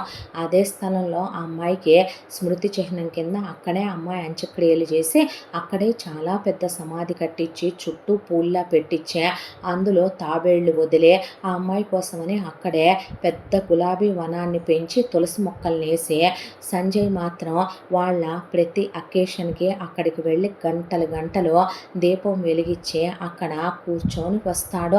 ఆ అమ్మాయితో ఏం మాట్లాడుకొని వస్తాడో వీళ్ళకి తెలియదు. ఇక సంవత్సరేకం అప్పుడు మాత్రం వియాల వారు ఆ స్మృతి చిహ్నం దగ్గరికి డైరెక్ట్గా వస్తారు. పిల్లలు మరీ చిన్నోళ్ళు కదయ్యా, పిల్లలు వద్దులే మనం వెళ్ళొద్దామని రవికాంత్, లలిత, సంజయ్ వెళ్తే అక్కడికి వచ్చి ఇక ఒక 2 కన్నీటి బొట్లు కార్చడం కూడా మానేశారు వాళ్ళు. ఇక కూతురు దగ్గర 2 సాంబ్రాణి కడ్డీలు ఎలిగిచ్చి, ఒక దీపం వెలిగించి, 4 పూలు పడేసి, ఒక 10 నిమిషాలు కూర్చొని లేచి వెళ్ళిపోతారు. వాళ్ళు వాళ్ళ మరో కూతురు, మరో కొడుకు ధ్యాసలో పడే నిజం చెప్పాలంటే ఒక రకంగా పూర్తిగా దివ్యని మర్చిపోయారు. ఇక రవికాంత్, లలిత ఉన్న అంజలి, గీతాంజలి, కమల్, కరణ్ని చూసుకుంటూ పిల్లల బాధ్యతలు వాళ్ళ మీద పడిపోయి మెల్లమెల్లగా కోడలి జ్ఞాపకాల్లో నుంచి వాళ్ళు బయటకు కోడలు నాటిన మొక్కల్ని చూసుకుంటూ, కోడలు వాళ్ళకి కొనిచ్చిన గిఫ్టులు చూసుకుంటూ, ఇంట్లో కోడలు ఎలా ఉంచేదో ఇల్లు అలా ఉంచుతూ ఆ జ్ఞాపకాల్లో ఆ అమ్మాయిని రోజుకు 5-6 సార్లైనా గుర్తు చేసుకుంటూ బ్రతుకుతున్నారు వీళ్ళు. పిల్లలు మమ్మీ మమ్మీ అనే చిన్నప్పుడు అన్న, ఆ తర్వాత పిల్లలు స్కూల్లో పిల్లలని, క్లాసులని, స్కూల్కి వెళ్ళి రావటం అని, ఆ తర్వాత ఇంటికి వచ్చాక తాత నానమ్మ అని బయటికి వెళ్ళి రావటం అని మెల్లమెల్లగా పిల్లలు కూడా మూవ్ ఆన్ అయిపోయి వాళ్ళ అమ్మని మర్చిపోయారు. అంతా దాంట్లో పిల్లలు పెరిగి పెద్దవాళ్ళు అవుతున్నారు. అప్పుడే కాలచక్ర ప్రవాహంలో 4 సంవత్సరాలు అయిపోయింది కోడలు చనిపోయి. ఈ 4 సంవత్సరాలుగా అమ్మమ్మ, తాతయ్య, పిన్ని, మావయ్యలకి వాళ్ళు పెళ్ళిళ్ళు చేసేసుకొని రాలేదని, వాళ్ళని చూడటానికి ఫోన్ కూడా చేయరని పిల్లలకి తెలుసు. ఆడపిల్లలకి 7 ఏళ్ళు, మగపిల్లలకి 6 ఏళ్ళు. అంతా దాంట్లో పిల్లలకి వాళ్ళ నాన్న దగ్గరికి తీయడనే కోపం. పిల్లల పుట్టినరోజులకి రాడు, పిల్లలతో ఆడుకోడు, దగ్గరికి తీయడు. పిల్లలకి నాన్న అంటే ఒక భయం. ఇల్లంతా ఏదో ఒక క్రమశిక్షణగా ఉంటుంది. ఆదివారం రోజు ఇంట్లోనే తన గదిలో ఉంటాడు. పిన్ డ్రాప్ సైలెన్స్గా ఉంటుంది. నానమ్మ, తాతయ్యలే పిల్లల ప్రపంచం. వాళ్ళతో ఆడుకోవటం, వాళ్ళు తప్ప ఇంకొక లోకం పిల్లలకి తెలియదు. ఇంత దాంట్లో అమ్మ చచ్చిపోయిందనుకో, నాన్న ఎందుకు అలా ఉండాలి, ఇంకో అమ్మని తీసుకురావచ్చుగా అని పిల్లలంటే, కోడలు పోతూ పోతూ నా ఆఖరి కోరిక ఆయనకి మీరు పెళ్లి చెయ్యాలి, చేస్తానని నా మీద ఒట్టేయండని అత్తామామల్ని అడిగి మాట తీసుకున్న మాట గుర్తొచ్చి, కోడలు పోయాక ఒక్కసారి సంబంధం చూస్తామయ్యా, చేసుకోరా, మంచి అమ్మాయినే అనేసరికి కొడుకు అలా చూశాడు వీళ్ళ వైపు. ఇక వాళ్ళ ఆ చూపులోనే అర్థం చేసుకుని కొడుకుని మళ్ళీ పెళ్లి చేసుకోమని కూడా ఇన్నాళ్ళుగా అడిగింది లేదో. కొడుకు ఆఫీసు నుంచి సాయంత్రం వస్తాడు. వచ్చిన తర్వాత అలా కాసేపు జిమ్ రూమ్లోకి వెళ్తాడు. అది ఒక్కోసారి పావుగంట, అరగంట, గంట, 2 గంటలు చేస్తాడు. ఆ జిమ్ మనసులో ఉండదని వీళ్ళకి తెలుసు. జాగింగ్కి వెళ్ళినా అంతే, ఒక్కోసారి పావుగంట, ఒక్కోసారి గంట, 2 గంటలకు కూడా రాడు. ఆ తర్వాత ఇక స్నానం చేసి ఫ్రెష్ అయ్యి భోంచేసే టైంకి ఒక్కోసారి వస్తాడు, ఒక్కోసారి రాడు. అర్ధరాత్రి అయిపోతే వచ్చి పిల్లల్ని చూసుకుని గదిలోకి వెళ్ళిపోతాడు. మనసులో ఉండదు. ఏంటో ఈ కర్మ అని ఆలోచించుకుంటూ ప్రస్తుతంలోకి వచ్చారు వీళ్ళు. వచ్చి ఈ ఇల్లు మారేది ఎప్పుడో, దేవుడు మన ఇంట్లో మళ్ళీ దీపం వెలిగించేది ఎప్పుడో, మన ఇల్లు మళ్ళీ మామూలుగా సంతోషాలతో నిండేది ఏనాడో, ఈ వయసులో మనకి ఈ రాత ఏంటో, ఒక్కగానొక్క బిడ్డ జీవితం ఇలా అయిపోయిందేంటో. కొడుక్కి 29 సంవత్సరాలు, నిండా 30 లేవు, 4 పిల్లలకి తండ్రి అయిపోయాడని ఎంతోమంది అయిన వాళ్ళు బయట వాళ్ళు కూడా, చివరికి వాళ్ళ అత్తగారు కూడా 4 పిల్లల తండ్రి కదా అనేసిందే. చిన్న కూతుర్ని పెద్ద కూతురు స్థానంలోకి పంపాలని కూడా అనుకోలేదు ఆవిడ. వాళ్ళు ఏమడుగుతామని అసలు కొడుకు ఊరుకోడని వాళ్ళ నోరు కూడా ఎత్తలేదు. పిల్లల్ని ఏ రోజు ఫోన్ చేసి బాగున్నారా అని కూడా అమ్మమ్మ, తాతయ్య, పిన్ని, మామయ్య అడిగి ఎరుగరు. ఇంత దాంట్లో ఇలా రోజులు గడిచిపోతూ ఉండగా ఒక రోజున రవికాంత్ గారింటికి ఒక ఆయన వచ్చాడు. ఆయన్ని చూడగానే రవికాంత్ గారు పరిగెత్తుకుంటూ వెళ్ళి రావుడు అనేసరికి, ఏరా ఇన్నాళ్ళకు గుర్తొచ్చానా, ఇప్పుడైనా నేనే నిన్ను గుర్తుపెట్టుకొని వచ్చాను, నీకు నేను గుర్తున్నానేంది అనేపాటికి, రామకృష్ణ అంత మాట అనకరా అనేసరికి, అదేంటిరా రవి అనేసరికి, రారా రామో అన్నాక లోపలికి తీసుకెళ్ళి, నా పరిస్థితి బాగోలేదురా, ఒకానొక రోజున నా వ్యాపారంలో లాభాలు వస్తున్నాయిరా సన్నాసి, నువ్వు చెల్లాయి కడుపుతో ఉందన్నావు, నా కొడుకు అప్పుడు 5 ఏళ్ల వయసు, చక్కగా డబ్బులు ఇస్తాను, నువ్వు కూడా వ్యాపారం పెట్టుకో, లేదా నా వ్యాపారానికే రా అంటే, ఆత్మాభిమానం, రోషం, పౌరుషం అనే నువ్వు ఆ రోజున నా దగ్గర రూపాయి తీసుకోలా, నా వ్యాపారానికి రాలా. ఆ తర్వాత అప్పుడప్పుడు మాట్లాడుకుంటూ ఉన్నామా, అవునరా ఉన్నట్టుండి నీ ఫోన్ నెంబర్ మారిందేంటి, టచ్లో లేకుండా పోయావేంట్రా అని రవికాంత్ గారు అడిగేసరికి, ఇంతకీ నువ్వేంటి, నువ్వు మన ఊరు కూడా రావటం మానేశావు అని రామకృష్ణ గారు అడిగేసరికి, బాగున్నావా అన్నయ్య అని లలిత వస్తే, బాగున్నానమ్మా, ఏంటిద్దరు అలా అయిపోయారు అన్నాక గోడ మీద ఉన్న కోడలు ఫోటో వైపు చూపిస్తే ఆయన, అమ్మాయి మా కోడలు అనేసరికి ఆ పక్కనే గోడల నిండా పిల్లల ఫోటోలు, కొడుకు కోళ్ళు ఫోటోలు ఉంటే, అబ్బాయి సంజయ్ గదు, అవును అన్న తర్వాత, ఇలా కోడలు కొడుకు ప్రేమించి పెళ్లి చేసుకున్నారు, ఇలా 2 సార్లు కమలలే పుట్టారు, కోడలు ఇలా చనిపోయింది, కొడుకు మళ్ళీ పెళ్లి చేసుకొని అన్నాడనేపాటికి, కానీ నేను చేసుకున్నానురా అంటే ఏంటి అన్నారు ఒక్కసారి రవికాంత్ లలిత. మీ వాడు 5 ఏళ్ల వయసు అప్పుడు వరకే కదరా నీకు ఏ విషయం తెలిసినా, ఆ తర్వాత నీకే విషయం తెలియదుగా అంటే అనేసరికి, నా భార్య అప్పుడు కడుపుతో ఉంది, నీ కొడుక్కి 5 ఏళ్ల వయసు అప్పుడు, ఆ తర్వాత నాకు ఒక కూతురు పుట్టింది, అమ్మాయి పేరు దీప, అమ్మాయి చక్కగా కుందన బొమ్మలాగా ఉంది, పిల్లని అలా కన్నదో లేదో దానికి ఆరోగ్యం పాడయ్యే 40వ రోజు కూడా రాకముందే చనిపోయిందమ్మా బాలింత జబ్బుతో. ఆ తర్వాత పెళ్ళి చేసుకోకూడదనే అనుకున్నాను, దౌర్భాగ్యుణ్ణే, అలా ఉండిపోయినా పోయేది, నికృష్టపు వెధవని, ఉన్న చోట ఉండదుగా ముదృష్టపు మగ మనసు, అమ్మా బాబులు చెప్పారని, చుట్టుపక్కల వాళ్ళు చెప్పారని, కోరికలు కాగలేక ఒళ్ళు బలిసి, ఏం మాటలు రావే, నిజం ఒప్పుకోవాలిగా, ఒక పాపిష్టి దాన్ని పెళ్లి చేసుకున్నాను, వచ్చేటప్పుడు బాగానే ఉంది, పిల్లని కొన్నాళ్ల పాటు దగ్గరికి తీసి బాగానే చూసింది, పిల్లకి 5 ఏళ్ల వయసు వచ్చేలోపు ఇది 5గురు కూతుళ్ళని కనేసింది, కన్న తర్వాత నీకు తెలుసు కదరా, నాది ఒక చోట ఉండే ఉద్యోగం కాదు, నెలలో 2 రోజులు 3 రోజులు ఇంట్లో ఉంటే మిగతా టైం అంతా కుక్కల్లే క్యాంపుల మీదే తిరగాలి నేను, అందుకే నేను ఏ ఫ్రెండ్స్తో కూడా టచ్లో ఉండలేందే, అలా నేను క్యాంపులకి వెళ్ళి వచ్చేసరికి పిల్లకి ప్రతిసారి ఒక ఎముక ఇరిగి ఉండటమో, దాని తలకి బెజ్జం పడి ఉండటమో, లేదా దానికి ఏదో ఒక ఇన్ఫెక్షన్ అయిపోయి ఉండటమో, అలా పిల్లని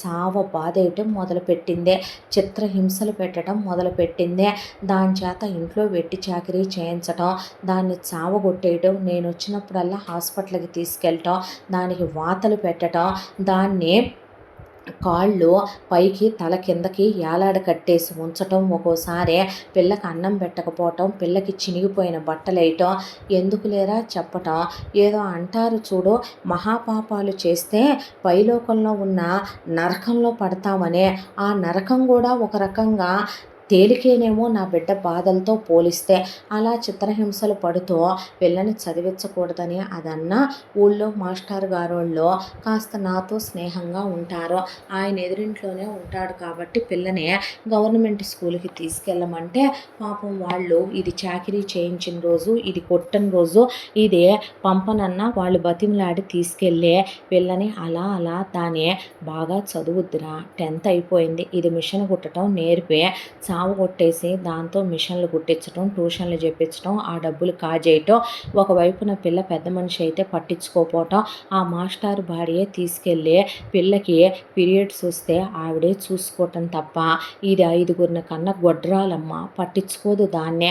ఆ తర్వాత దాని ఇంటర్మీడియట్ కూడా అయిపోయిందే, పిల్లని నేను దగ్గరుండి చూసుకోలేను, ఇదా చావు కొట్టేసి ఎముకల గూడైపోయి తోలు మీద ఎముకలు కప్పినట్టు అయిపోయిందిరా పిల్ల, ఏమీ కనపట్ల, నోట్లో పళ్ళు, దేవుడిచ్చిన కళ్ళు తప్ప దానికి ఎక్కడికక్కడ ఎముకలు తేలిపోయి కనపడి, ఒళ్ళంతా విరిగిన ఎముకలు, కట్టించిన కట్లు, చేయించిన సర్జరీలే ఉంటాయి దాని ఒంటి మీద.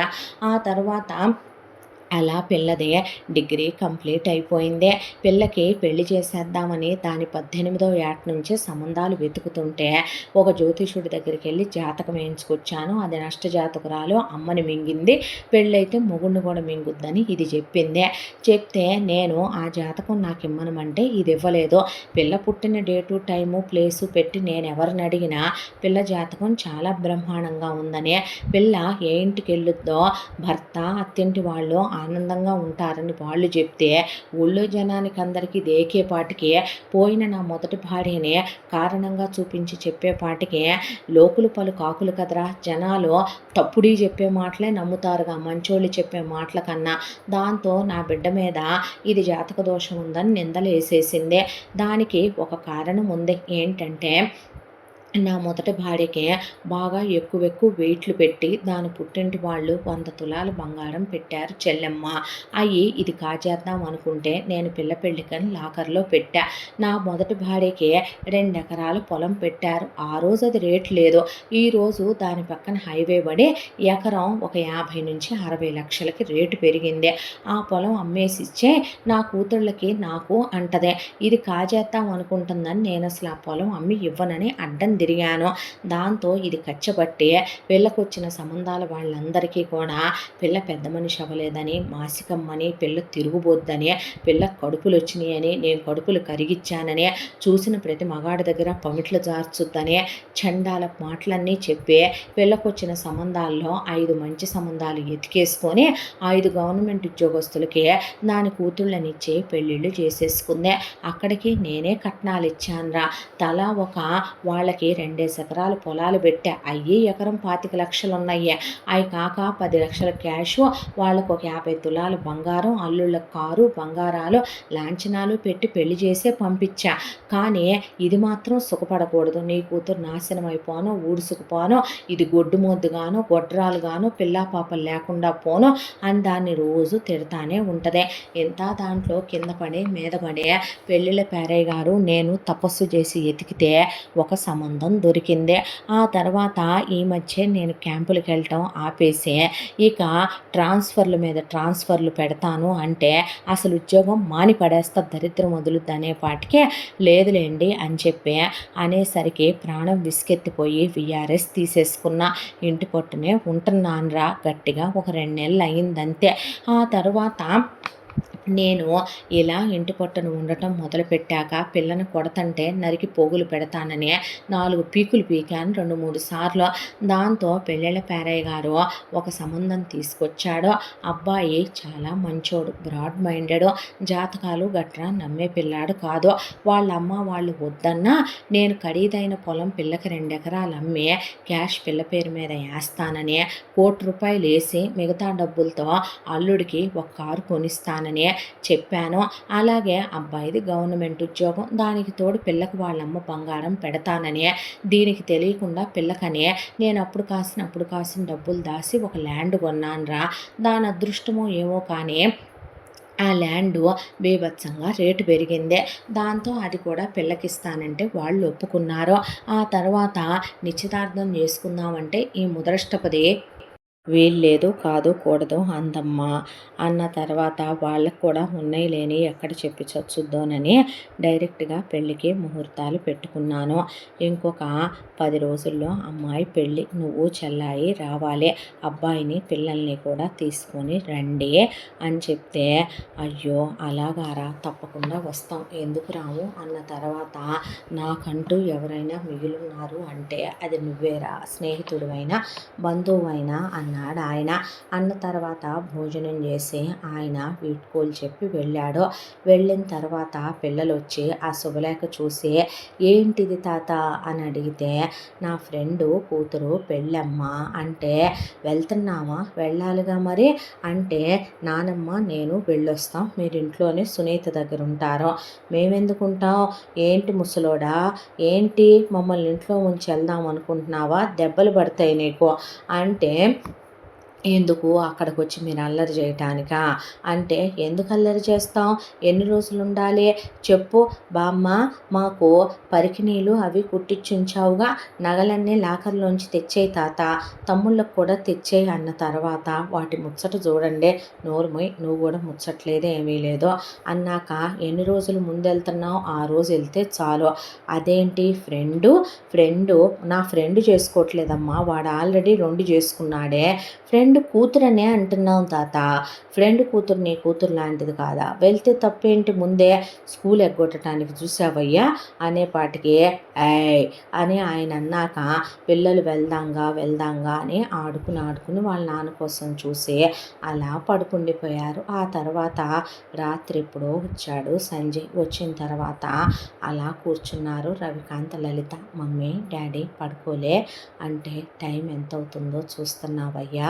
ఎంత అయింది చూడలేదు నాన్న అంటే 5, 6, 6, 9, 9, 12, ఇప్పుడు 2 అవుతుందిరా రాత్రే అంటే అవునా చూసుకోలేదు డాడీ, ముందు వెళ్ళిరాపో భోంచేద్దు కానీ. ఆకలిగా లేదమ్మా. చాలే ఊరుకో నాన్న, ఏంటి ఆకలిగా లేకపోవటం, ఏ టైంకి తినాల్సిన ఏ టైంకి తింటున్నావురా అనేసరికి తలనొప్పిగా ఉందమ్మా, కాసిన పాలు కల్పిస్తానురా అన్న తర్వాత వచ్చి కూర్చుంటే ఆయన శుభలేఖ చేతిలో పెట్టి ఎవరు నాన్న?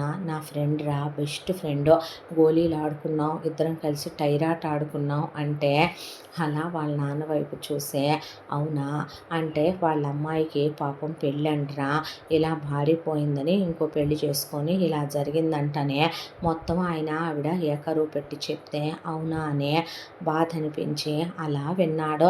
విన్నాక పాలు తాగుతూ కూర్చుంటే వెళ్దాంగా నాన్న పెళ్ళి కంటే, మీరు వెళ్ళొచ్చేయండి డాడీ అంటే పిల్లలు కూడా వెళదామని మారం చేస్తున్నారు.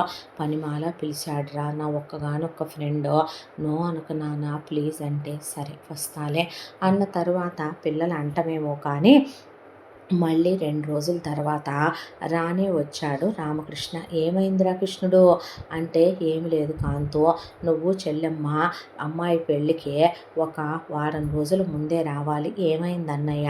ఆ ముదరష్టపదంటమ్మ కన్యాదానం చేయదంట, ఆ ముదరష్టపది పిల్లకు మంగళ స్నానాలు చేయించదంట, గౌరీ పూజ దగ్గర ఉండదంట, నా కూతురు నాశనం అయిపోవాలని కోరుకుంటూ కూర్చుంటుందంట.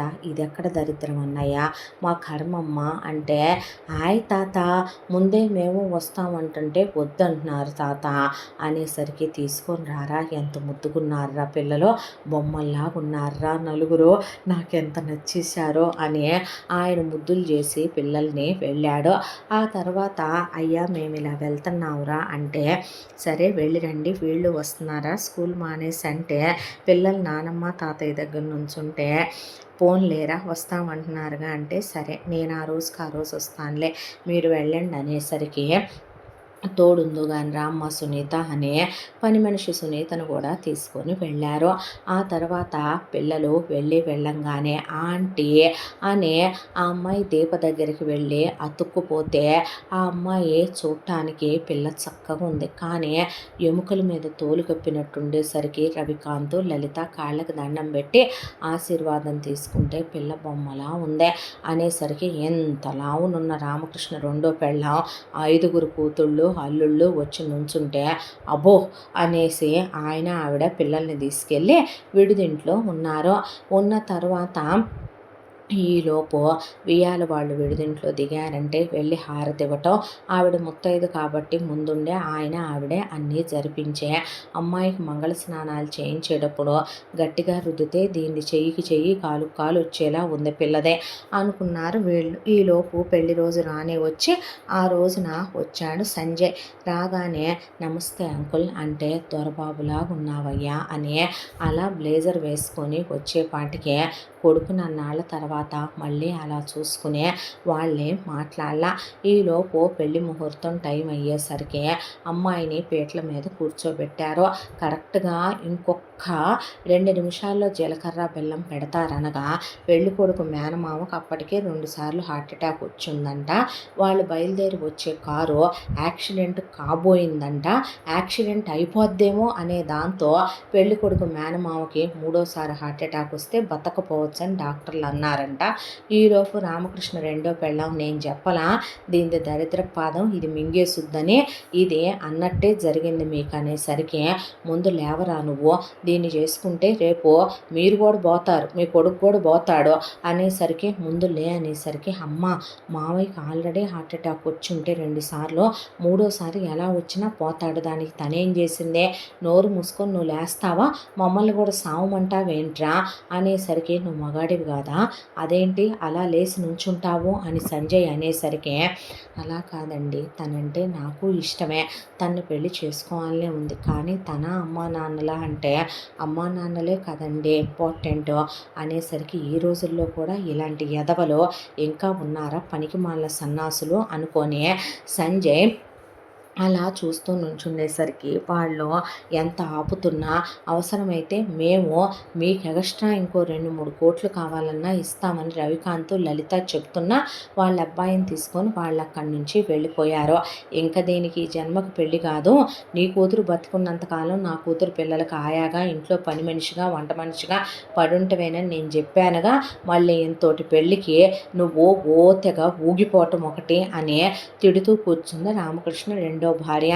అవమానం తట్టుకోలేని ఆయన వచ్చి అలా రవికాంత్ వైపు సంజయ్ వైపు చూస్తూ, రవికాంత్ చేతులు పట్టుకొని, ఒరే మీ అబ్బాయిని మా అమ్మాయిని పెళ్లి చేసుకోమనరా, మీ కోడలు లేదు కదరా, మా అమ్మాయిని మీ కోడల్ని చేసుకోండి అంటే పిచ్చి పట్టిందా నీకు, వాడు 4 పిల్లల తండ్రే, వాణ్ణి చేసుకోవటం ఏంట్రా, అంతకైతే అమ్మాయికి మేమే ఇంకో సంబంధం చూస్తామంటే వద్దు, మీ ఇంట్లో అది పిల్లల్ని చూసుకుంటా మీ ఇద్దరి మధ్యలో అది ప్రశాంతంగా పడుంటే చాలు, అమ్మా నాన్నల్లాగా మీరు ఎలా చూసినా అది బతికే ఉంటుంది, నేను పోయినా దానికి మీరైతే తోడుంటారో, రేపొద్దున ఇంకొక ఇంటికి నేను ఇచ్చి చేసిన నా బిడ్డని దేని మాటలని వాళ్ళ ఆరళ్ళు పెట్టరనే నమ్మకం ఏముందే అనేసరికి వాళ్ళకి ఒక చిన్న ఆశ కలిగిందే.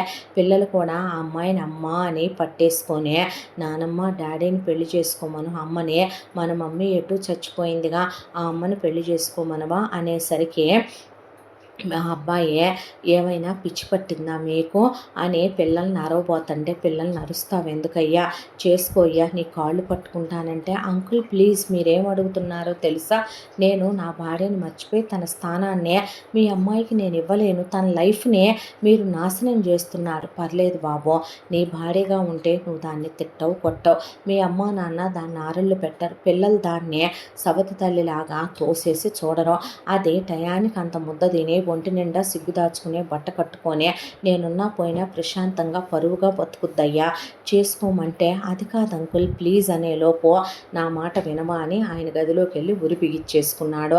నాన్న నీకు దండం పెడతాననే లోపు పిల్లలు చేసుకో డాడీ అని ఒకవైపున, ఊళ్ళో వాళ్ళు చేసుకోవచ్చుగా బాబు, పిల్ల పుట్టిన దగ్గర నుంచి కష్టాలే పడిందంటే, అయ్యా చేసుకోరాదురా అని వాళ్ళ అమ్మ నాన్న అన్నాక, అప్పటికే ఆయన స్టూల్ దన్నే సేలాడుతుంటే, అంకుల్ ప్లీజ్ నేను చేసుకుంటాను అని అన్న తర్వాత తలుపులు పగలగొట్టి లోపలికి వెళ్ళి వాళ్ళు దించేసరికి, నా మీద ప్రమాణం చేసి చెప్పు, నువ్వు ఏదో నేను పోతానని అన్నావు కదూ, లేదు ఇప్పుడే చేసుకుంటాను అని ఒకవైపున అమ్మా నాన్నల వైపు పిల్లల వైపు చూసే, పోయిన భార్యకి ద్రోహం చేస్తున్నాడా, ఆమెను మర్చిపోతున్నాడా, ఆమె జ్ఞాపకాలని కనుమరుగు చేసేస్తూ ఈమెను తన జీవితంలోకి ఆహ్వానిస్తున్నాడా, రేపు వచ్చాక ఈ అమ్మాయిని తను తాకలేడు ముట్టుకోలేడు, తన మొదటి భార్య స్థానం ఇవ్వలేడు, ఈ అమ్మాయితో క్లోజ్గా ఉండలేడు, అలాంటప్పుడు ఎందుకు చేసుకుంటున్నాడు, ఎన్నో ప్రశ్నల మధ్య ఇద్దరికి పెళ్లి జరిగిపోయి ఆ అమ్మాయికి తాళి కట్టేశాడు. అంతా దాంట్లో చుట్టుపక్కల జనాలందరూ రకరకాలుగా మాట్లాడుకోవటం మొదలుపెట్టారు. ఇక దీని సవిత్తర్లు వచ్చిన తర్వాత దీన్ని చూసిందా, రేపొద్దున ఇదే 4 పిల్లలకి తల్లిగా వెళ్తుంది, ఇది రేపొద్దున మొగుడుతో కులికాక వయసులో ఉన్న మొగుడు, దీనికేం ఆ 4 పిల్లల్ని చూడాలనిపించుద్దే, ముసలిదే ముసలోడు రేపు మాపో గుటుక్కుమనరు అని 10 మంది 10 రకాలుగా మాట్లాడుకుంటే, కొంతమంది ఇకనైనా సుఖపడుద్దులే కలిగినింటికి కోడలుగా వెళ్తుందిలే అనుకుంటుంటే, అంతా దాంట్లో ఆ అమ్మాయి ఒక్కటే అనుకుందే, ఆ అబ్బాయికి పెళ్ళయిందా, భార్య పోయిందా, 4 పిల్లల తండ్రా, ఇవన్నీ తీసి పక్కన పెడితే, ఇక నుంచి ఆ అమ్మాయి సవితి తల్లి చేత తన్నులు తినక్కర్లా, ఎముకలు విరగొట్టించుకోనక్కర్లా, వాళ్ళ నాన్న ఉన్నా లేకపోయినా ఆ అమ్మాయిని రవికాంత్ లలిత ఒక మాట అనే అత్తమామలు కాదు, భర్త ఆ అమ్మాయికి భార్య స్థానాన్ని ఇవ్వలేకపోయినా ఆ అమ్మాయికి ఏమీ శారీరక వాంఛలు కోరికలు కలిగే పడక సుఖాలు కావాలని అనిపించట్లేదు, ఈరోజు కాకపోయినా 5 ఏళ్ళు 10 ఏళ్ళు జీవితకాలం భర్త ముట్టుకోకుండా ఉన్న ఆ అబ్బాయి అమ్మాయిని కొట్టి తిట్టే మనిషి కాదు. పిల్లల అమ్మాయితో కలిసిపోతున్నారు. ఇంతకన్నా ఏం కావాలి? ఆ అమ్మాయి పిల్లల పట్ల సవితి ప్రేమను వహించే తన పిన్నమ్మ లాంటిది కాదు. పిల్లలతో ఆ అమ్మాయి స్నేహపూర్వకంగా ఉండే తల్లి లాంటి మనిషే.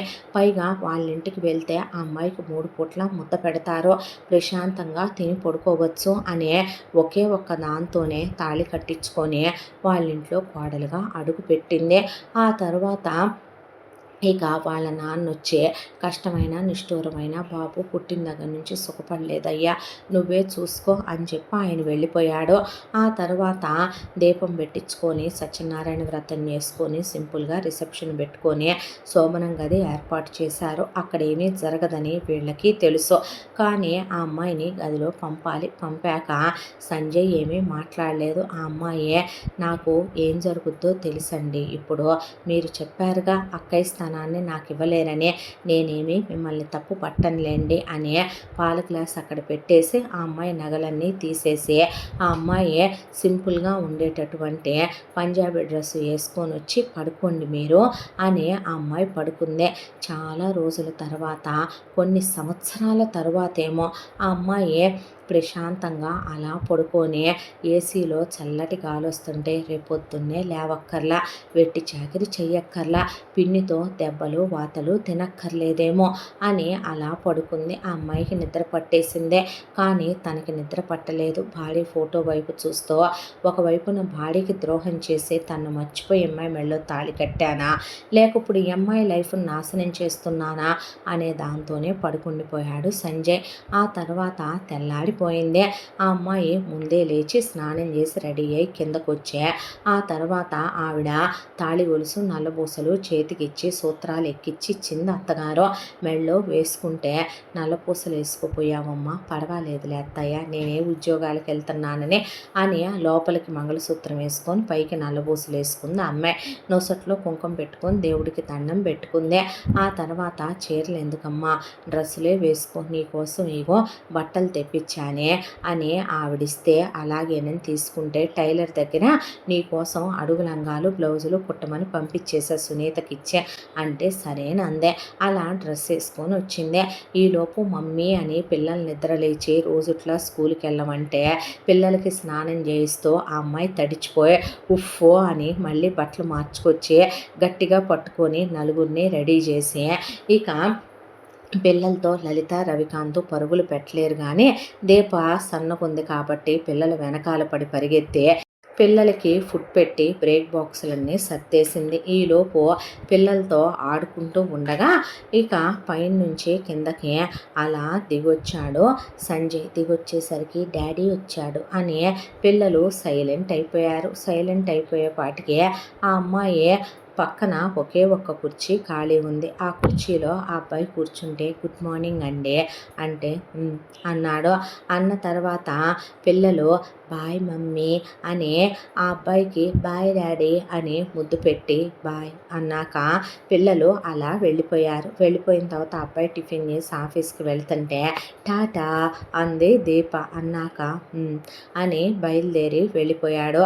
వెళ్ళిపోయిన తర్వాత ఆ అమ్మాయి చకచక ఇంట్లో తిరిగేస్తూ ఉంటే అత్తయ్య ఆయన ప్రేమించి పెళ్లి చేసుకున్నాడా అక్కనే అనేసరికి ఆవిడ ఆల్బమ్లు ఫోటోలు చూపించి ఇలా ప్రేమించుకున్నారమ్మా, ఇలా ఉండేవాళ్ళు, ఇలా పోయింది ఆ పిల్ల, ఇలా వాళ్ళ పుట్టింటి వాళ్ళు తిరిగి చూడలేదమ్మా, ఇలా జరిగిందని ఆయన ఆవిడ మొత్తం చెప్పుకొచ్చారు. ఆ తర్వాత అక్క బాగుండుంటే, అక్క ఈరోజు బ్రతికుండుంటే బాగుండేది కదో, ఆ రోజు వెళ్ళకుండా పోయేది కదో అనేసరికి ఆవిడ అమ్మాయి ముఖం వైపు అలా చూస్తే ఏంటత్తయ్య అలా చూస్తున్నావు, అక్క బ్రతికుంటే నేనెందుకు ఉండేదాన్ని ఇక్కడ అనుకుంటున్నావా, నన్ను ఇంకో మంచి అబ్బాయికి ఇచ్చి మీరే అమ్మా నాన్నలుగా నిలబడి పెళ్లి చేసి ఉండేవాళ్ళు, మన జీవితం బాగుండటం కోసం మరొకళ్ళ జీవితం నాశనం అయిపోవాలని కోరుకుంటే దేవుడు ఎప్పుడూ మన సంతోషంగా ఉండనివ్వడం అనేసింది ఆ అమ్మాయి. ఆ తర్వాత ఆవిడ భుజం మీద అలా వాలిపోయింది. ఇక పిల్లలు వచ్చే టైంకి పిల్లలతో ఆ అమ్మాయి ఆడుకుంటూ, పిల్లలకి తినిపిస్తూ, పిల్లలతో హోంవర్కులు చేయిస్తూ, పిల్లలతో పాటు డ్యాన్సులు చేస్తూ, అటు ఇటు పరిగెడుతూ ఆవిడ 10 రకాలు వండి నోట్లో కుక్కేస్తే, ఇంత తింటారా అత్తయ్య, తినాలమ్మా అని ఆ అమ్మాయికి అవి ఇవి అని పెట్టి బలం మందులు రాయించుకొచ్చి, మామగారు వేసుకోమ్మా ప్రోటీన్ పౌడర్లు కలిపివు సునీత అనేసరికి పిల్లలతో పాటు ఆ అమ్మాయి కూడా మంచం ఎక్కి పిల్లలకి కథ చెప్పటం మొదలుపెట్టింది.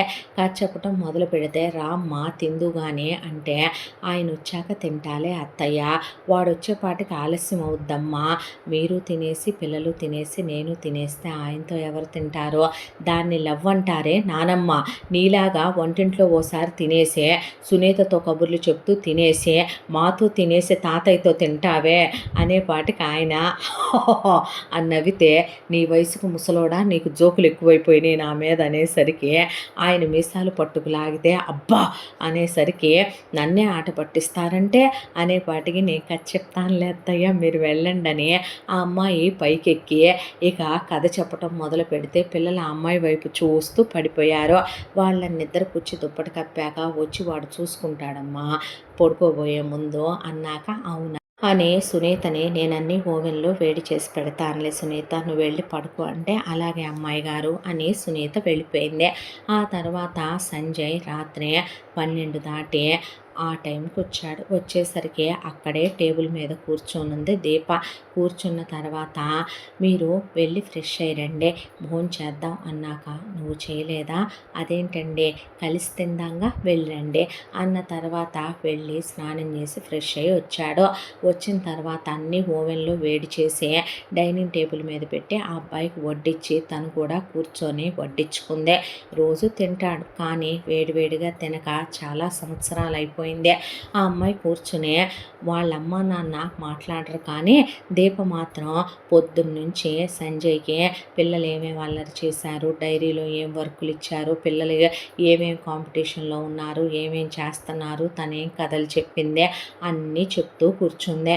అన్నీ వింటూ సైలెంట్గా తింటున్నాడు. ఆ తర్వాత భోజనం అయిపోయిన తర్వాత ప్లేట్లు అవన్నీ తీసి వంటగదిలో పెట్టేసి, ఇంక వెళ్ళి పడుకుందాం పదండి అని లైట్స్ ఆఫ్ చేసి వెళ్ళిన తర్వాత, మీకు విషయం చెప్పనా, నేను మీరు నాతో మాట్లాడొద్దులేండి, మీరు ఎక్కువ మాట్లాడరని నాకు తెలుసు, మీరేమీ అక్కయ్యని మర్చిపోవాల్సిన అవసరం లేదు, నేనేమి మిమ్మల్ని నా ఒంటి మీద చెయ్యండి కాపురం చేయండి అని అడగనండి, నాకేమీ అంత కోరికలతో తప్పించిపోయేంత నాకు మగాళ్ళ మీద మోజు లేదు, వ్యామోహము లేదు, మీరేదో నాకు ద్రోహం చేస్తున్నాననో, నన్ను మీరు మోసం చేస్తున్నాననో బాధపడొద్దండి, మీరు నాకు ఏ అన్యాయము చెయ్యట్లేదో, ప్రశాంతంగా పడుకోండి, మీ మాటలు కూడా నేనే మాట్లాడతాను, నేను మాట్లాడే వినిపెట్టండి చాలు, వింటున్నారు కదూ అని అబ్బాయి వైపు చూస్తే, అలా సైలెంట్గా వింటుంటే మాట్లాడుతూనే ఆ అమ్మాయి మాత్రం ప్రశాంతంగా పడుకుంది. ఆ అబ్బాయి ఆ అమ్మాయి వైపు అలా చూస్తూ, ఒక ఆడపిల్లకి భర్త ఇవ్వాల్సిన ఈ సుఖాన్ని తను ఇవ్వట్లేదు, పోయిన భార్యని తను మర్చిపోలేకపోతున్నాడు, ఈరోజు మీరు పిల్లల్ని చూసుకోలేదు అన్న తర్వాత వెళ్ళి పిల్లల్ని చూసొచ్చి పడుకున్నారండి పెందలాడే, నీ కథ చెప్తే తెల్లారిదాకా లేవర్లేండి అనేసరికి ఆ అమ్మాయి వైపు అలా చూసి ఫోటో వైపు చూస్తూ భార్య ఫోటో వైపు పడుకున్నాడు. తెల్లారిపోయింది.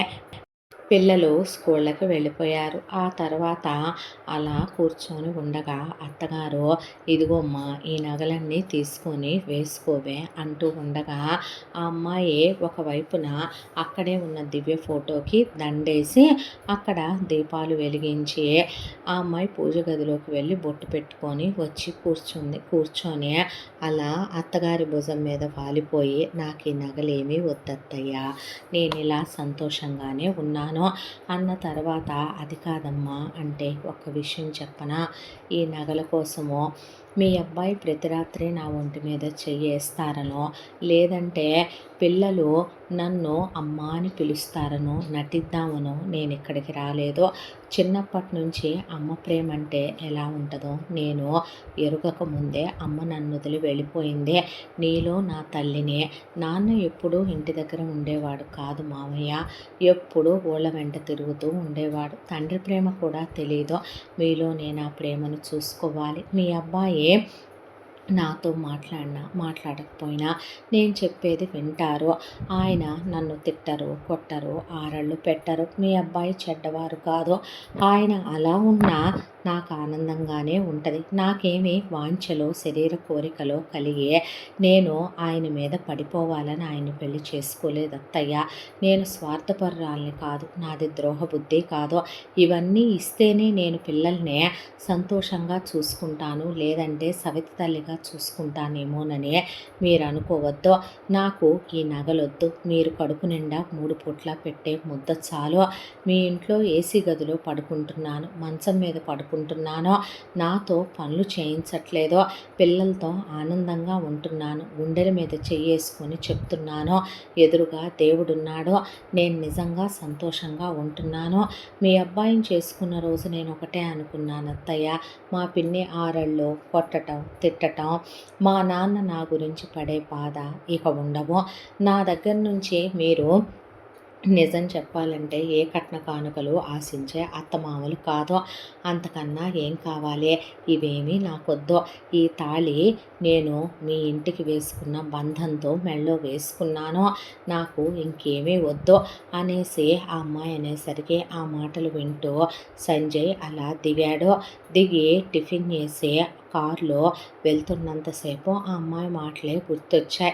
తల్లి ప్రేమ ఎరుగను, తండ్రి ప్రేమ ఎరుగను, మీ అబ్బాయి ఏమీ అనడని. ఎలాంటి వాళ్ళ ప్రేమ అయినా కొన్ని రోజులకి ఫేడ్ అవుట్ అయిపోద్దని విన్నాడు తను. కాను ఆ రోజు నుంచి గమనిస్తూనే ఉన్నాడు సంజయ్. ప్రతిరోజు పొద్దున్నే లేస్తుంది దీప, పిల్లలతో ఆడుకుంటుంది, పిల్లల్ని రెడీ చేస్తుంది, స్కూల్కి పంపిస్తుంది. ఆ తర్వాత తనకి టిఫిన్ పెట్టుద్ది, కావలసినవన్నీ తీసి వద్దన్న అక్కడ పెట్టుద్ది. ఆ తర్వాత తన ఆఫీస్కి వెళ్ళేటప్పుడు బాయ్ చెప్పుద్దే. మధ్యాహ్నం పూట తన కోసం తనే ఆఫీస్కి భోజనం తీసుకొని వస్తుంది. ఎలా వచ్చావు అని అడిగితే ఆటోలో వచ్చానండి, నాకు కార్ డ్రైవ్ చేయటం రాదు అని భర్తకి భోజనం పెట్టుద్ది. ఆ తర్వాత సాయంత్రం పిల్లలు వచ్చే టైంకి పిల్లలకి ఎదురెళ్ళుద్ది, పిల్లలతో ఆడుకుంటుంది, హోంవర్కులు చేయించుద్ది, పిల్లలకి స్నానాలు చేయించుద్ది, భోజనం పెట్టుద్ది, కథలు చెప్పుద్ది, అత్తమామలకి ట్యాబ్లెట్లు ఇస్తుంది. ఆ అబ్బాయి వచ్చే టైంకి తను మాట్లాడకపోయినా సంజయ్ తనే కూర్చుని ఇద్దరు మాటలు మాట్లాడుద్ది. రోజంతా ఏం జరిగినాయో చెప్పుద్ది. తనకి ఇంటి దగ్గర ఉండే అలవాటు లేదు.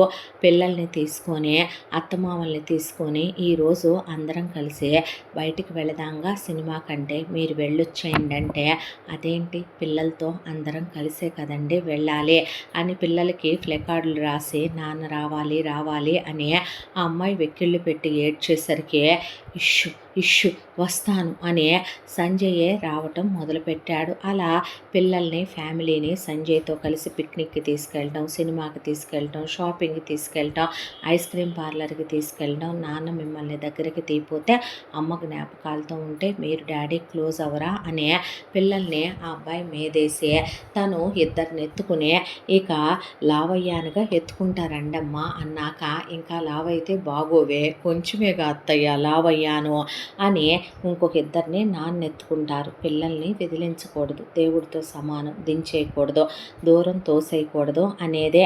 ఆ తర్వాత పిల్లలు ఏదైనా గాజు వస్తువులు పగలగొట్టినా, అత్తయ్య పిల్లల్ని ఏమైనా అన్నావంటే నేను ఊరుకోను, ఓయమ్మునే దీనికి ఎంత నోరు లేచింది, మావయ్య ఈ ఎత్తురండి అయ్యెత్తురండి పిల్లలకనే.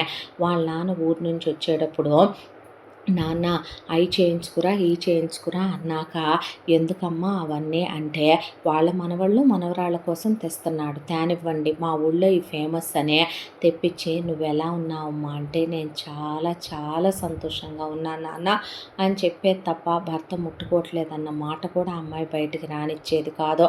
ఇక చాలా సన్నిహితంగా స్నేహంగా ఒక స్నేహితురాల్లా కలిసిపోయి ఉండేదే. అంతా దాంట్లో అత్తమామలు పుట్టినరోజులు, అత్తమామలు పెళ్లి రోజుకి నేను రానన్న సంజయ్ని పిలిచే, పిల్లల బర్త్డేకి డెకరేషన్లు సెలబ్రేషన్లు ఏడ్చి మరే సంజయ్ని తీసుకురావటం, పిల్లలిద్దరు పుట్టినరోజులకి నాన్న వచ్చారని పిల్లలు సంబరపడిపోయి అబ్బాయిని పట్టుకొని తిప్పేస్తుంటే, అంతకుముందు పిల్లలు పుట్టినరోజులు అన్నప్పుడు వాళ్ళ అమ్మ నాన్న పాయసం చేసి పులిహోర గారెలుండి 4 బెలూన్లు పిల్లలకి ఇచ్చి ఆడుకోమని కేక్ కట్ చేయించేవాళ్ళు అమ్మా నాన్నలో. తను అసలు వచ్చేవాడు కాదు, దివ్య చనిపోయిన తర్వాత మళ్ళీ ఇన్నాళ్ళకి ఇంట్లో పార్టీ పెట్టారని రావటం, వచ్చినప్పుడు మామగారు పిల్లలిద్దరికీ చెరుకు ఉంగరం తీసుకొస్తే ఎందుకు ఇవన్నీ అంటే వాళ్ళ మనవరాళ్ళకి ఆయన తెచ్చుకున్నాడు, వాళ్ళ తాతను కాకపోతే ఎవరిని అడుగుతారో అంటే మాకు తాత అంటే మీ పుట్టినరోజులో తెస్తానమ్మా అని మగపిల్లలకు కూడా తెచ్చిచ్చాడు ఆయన. ఇలా సంతోషాలు, సంబరాలు, ఆనందాల మధ్య కాలం ఎలా గడిచిపోతుందో కూడా తెలియకుండా 2 సంవత్సరాల కాలం అలా గడిచిపోయిందే. ఆ అమ్మాయే ప్రతీదీ గుర్తుపెట్టుకొని చేస్తదే. తన పుట్టినరోజు కొన్నేళ్ళు అయిపోయింది తను చేసుకోవటం మర్చిపోయి తన పుట్టినరోజు చేయటం. ఆ అబ్బాయికి ఒంట్లో బాలేదంటే నిద్రాహారాలు మాని సంజయ్ పక్కనే కూర్చుని అసలు ఎవరూ చేయనంత సేవ చేసేది దీప. ఆ అమ్మాయి సేవలో నిస్వార్థత తప్ప స్వార్థం కనపడేది కాదు. ఆ అమ్మాయి ప్రేమ నానాటికి పిల్లల పట్ల, తమ కుటుంబం పట్ల పెరుగుతుందే తప్ప ఏ రోజు తగ్గింది లేదు. అతని మీద పడింది లేదు, అతన్ని టెంప్ట్ చేసింది లేదు. టవళ్ళు కట్టుకొని అతను ముందు తిరగటమో లేదా అతన్ని రాత్రిపూట కాలు చేసుకొని నువ్వు నన్ను దగ్గరికి తీసుకో అంటమో అలాంటి ఏ రోజు చేసింది లేదు. ఆ అమ్మాయికి కావలసింది వాళ్ళ అభిమానం, ప్రేమ, వాళ్ళిచ్చే చిటికడంత గౌరవం. ఆ అమ్మాయి అంతకు మించి ఏమీ ఆశించట్లేదని సంజయ్కి కూడా అర్థమయ్యే ఆ అమ్మాయికి అలవాటైపోయి అందరూ ఎడిక్ట్ అయిపోయారు. దీప లేకపోతే పిల్లలు బ్రతకలేనంత, దీప లేకపోతే సంజయ్కి ఏమీ తోచనంత, దీప లేకపోతే రవికాంత్, లలిత, సునీతతో సహా ఉండలేనంత, వాచ్మెన్తో సహా అమ్మాయి అలవాటైపోయి అందరూ కలవరిచ్చేంత. పిల్లలకి స్పోర్ట్స్ మీట్ అని, పిల్లలకి పేరెంట్ మీట్ అని, పిల్లలకి అమ్మా నాన్నల ప్రేమ ఉండాలని ఇంట్లో ప్రతి ఫంక్షన్కి అక్కయ్య ఫోటో పెట్టానని, ఈరోజు మీరు అక్కయ్య కలిసిన రోజు అంట కదా, ఈరోజు అక్కయ్యది ఇదని అదని ప్రతి సెలబ్రేషను చేసేది దీప. ఇలా రోజులు గడిచిపోతూ సంతోషాల మధ్య ఆ రోజు దివ్య చనిపోయిన రోజు. అసలు సంజయ్కి ఇన్ని సంవత్సరాలుగా ఆ రోజు మర్చిపోయే అలవాటు లేదు. దీప ప్రేమలో, పిల్లలు అనురాగంలో, సందళ్ళల్లో ఇంట్లో ఎప్పుడూ ఏదో ఒక అకేషన్ ఉండటం, వచ్చేవాళ్ళు వెళ్ళేవాళ్ళు, సంబరాలు, ఆఫీసులో ఒకవైపున అన్నీ సక్సెస్లే, అన్నీ లాభాలే. దీప వచ్చిన దగ్గర నుంచే ఆనందాలు వెల్లువెత్తిపోతున్నాయి వాళ్ళ ఇంట్లో, సంబరాలు మిన్నంటుతున్నాయి. దాంతోనే ఆ రోజు ఫోన్ చేసి పిల్లలకి ఈరోజు డ్యాన్స్ ప్రోగ్రాం ఉందంటే మీ అందరూ ఆఫీస్ దగ్గరికి రావద్దు నేనే వస్తానని సంజయ్ వచ్చి వీళ్ళని తీసుకుని వెళ్ళి పిల్లల వీడియోలు, ఫోటోలు తీసుకుని అక్కడ అకేషన్ అయిపోయిన తర్వాత కరెక్ట్గా ఇంటికి తీసుకొచ్చి కారులో నుంచి దింపేటప్పుడు అప్పుడు కారులో ఫోన్లో నోటిఫికేషన్ వచ్చింది. వచ్చి ఫోన్ వైపు చూస్తే అప్పుడు డేట్ గుర్తొచ్చే ఈరోజు భార్య చనిపోయిన రోజని మనసు చివుక్కుమందే. అసలు ఎప్పుడు తనే ప్రతి అకేషన్ గుర్తుపెట్టుకొని వెళ్తాడు ఆమె సమాధి దగ్గరికి. తను మర్చిపోయాడా, ఇది ఎలా జరిగింది అసలు అనుకుంటూ మీరు వెళ్ళండనే తను అలా భార్య సమాధి దగ్గరికి వెళ్ళేసరికి అత్తామామలు ఏ రోజు వచ్చినా రాకపోయినా ఆ రోజు వస్తారు కాబట్టి వచ్చి కూతురు దగ్గర కొబ్బరికాయ కొట్టి అలా సాంబ్రాణి కడ్డీలు వెలిగించి కూర్చుని కారు ట్రబుల్ వచ్చిందని వెళ్ళి డ్రైవర్ని మెకానిక్ని తెచ్చి బాగు చేయించమని అక్కడే ఉండిపోయారు. రాత్రి వెళ్ళిన తను అలా అమ్మాయి దగ్గర పూలదండ వేసి అలా దీపం వెలిగించేసరికి అత్తామామలు వచ్చి చాలా దారుణంగా పిల్లల పుట్టినరోజులు అన్నప్పుడు ఫోన్లు చేయించింది దీప. ఆ రోజున వాళ్ళు మొహం తిప్పి కూడా చూడటానికి రాలా. కూతురికి పురుడని, కోడలికి పురుడని, కొడుకు అబ్రాడ్ వెళ్తున్నాడని, ఒకవైపున అల్లుడు అబ్రాడ్ వెళ్తున్నాడని, వాళ్ళు అబ్రాడ్ వెళ్ళామని పిల్లల్ని పలకరించడానికి కూడా రాని వాళ్ళు ఒక్కసారిగా ఆ అబ్బాయిని అవునులే ప్రయారిటీలు మారిపోతూ ఉంటాయి.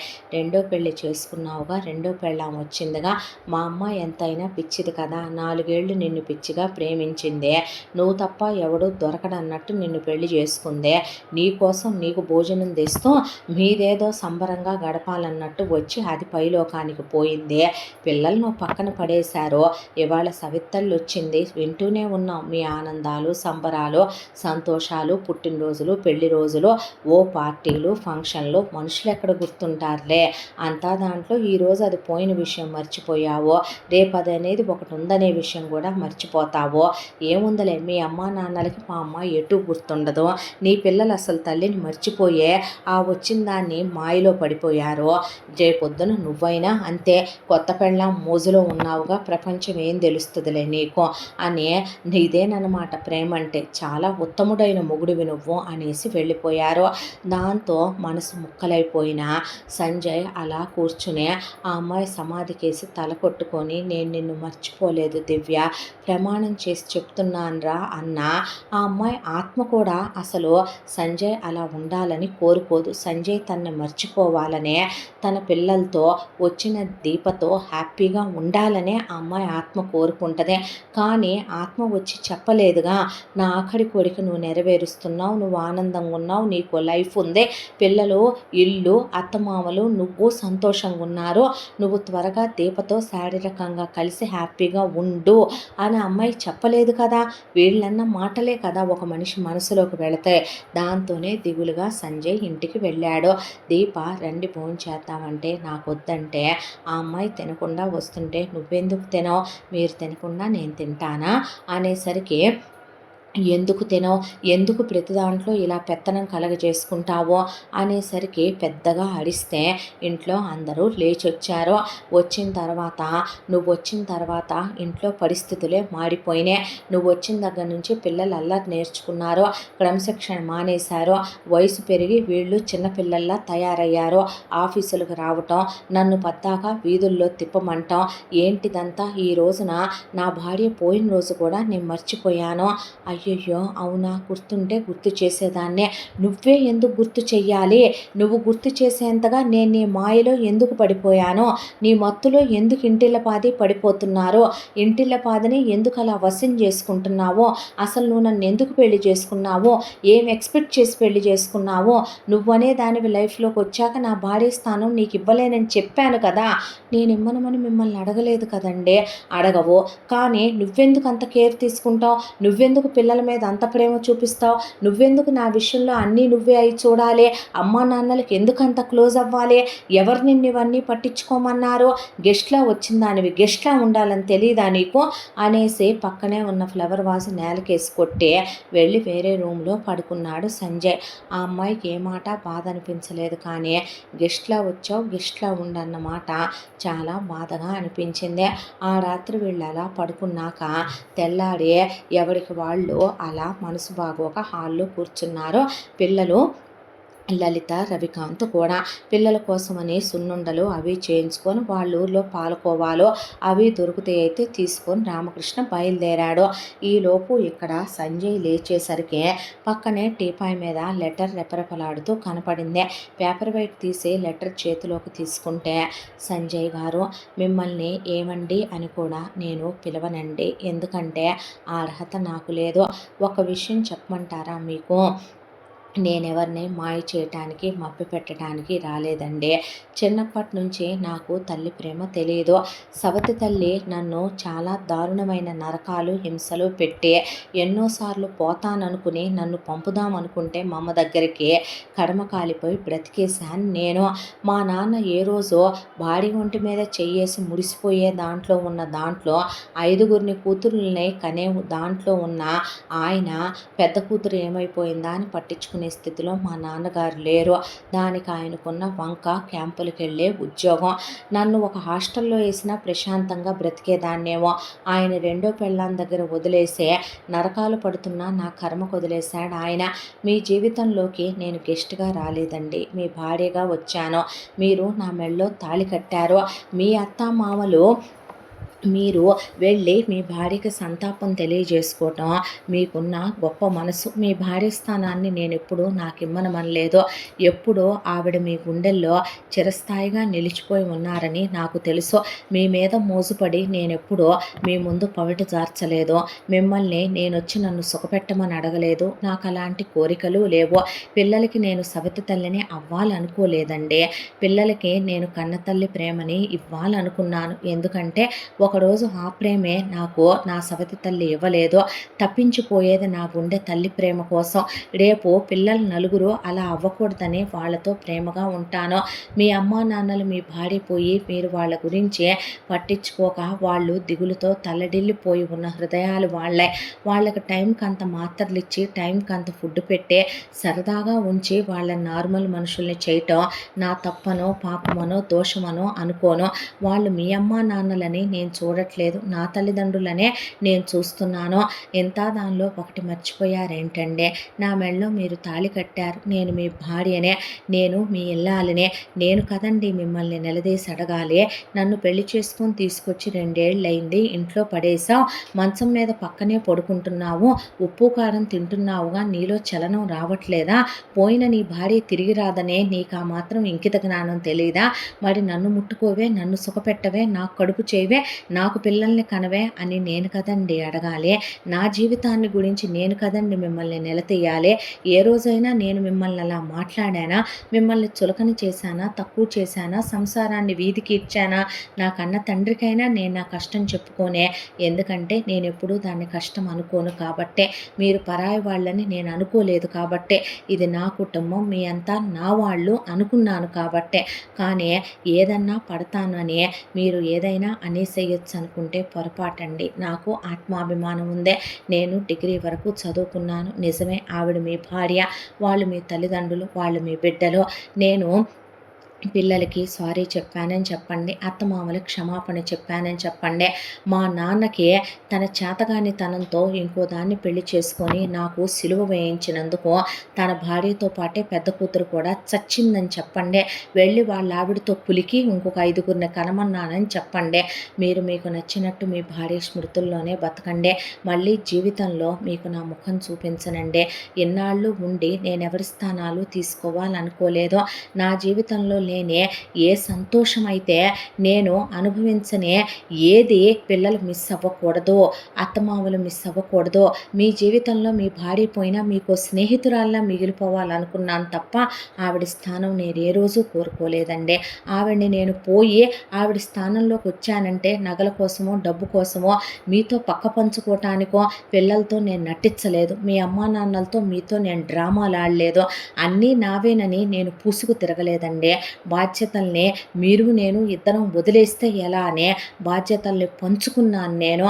ఇక మీకు నా కడసారి పెట్టుకోలు అని కింద సంతకం పెట్టుంటే ఆ లెటర్ అలా పట్టుకునేసరికి అలా మెట్ల మేంచి జారి వాళ్ళ అమ్మ నాన్న కాళ్ళ దగ్గరికి వచ్చి పడింది. ఆ ఉత్తరం వాళ్ళు చదివి పిల్లలు లాక్కొని చదివి అందరూ అలా కూర్చుండిపోతే వచ్చి రామకృష్ణ ఏమైందిరా అమ్మ ఏదని ఉత్తరం తీసుకొని చదివి కూర్చుండిపోయాడు ఆయన.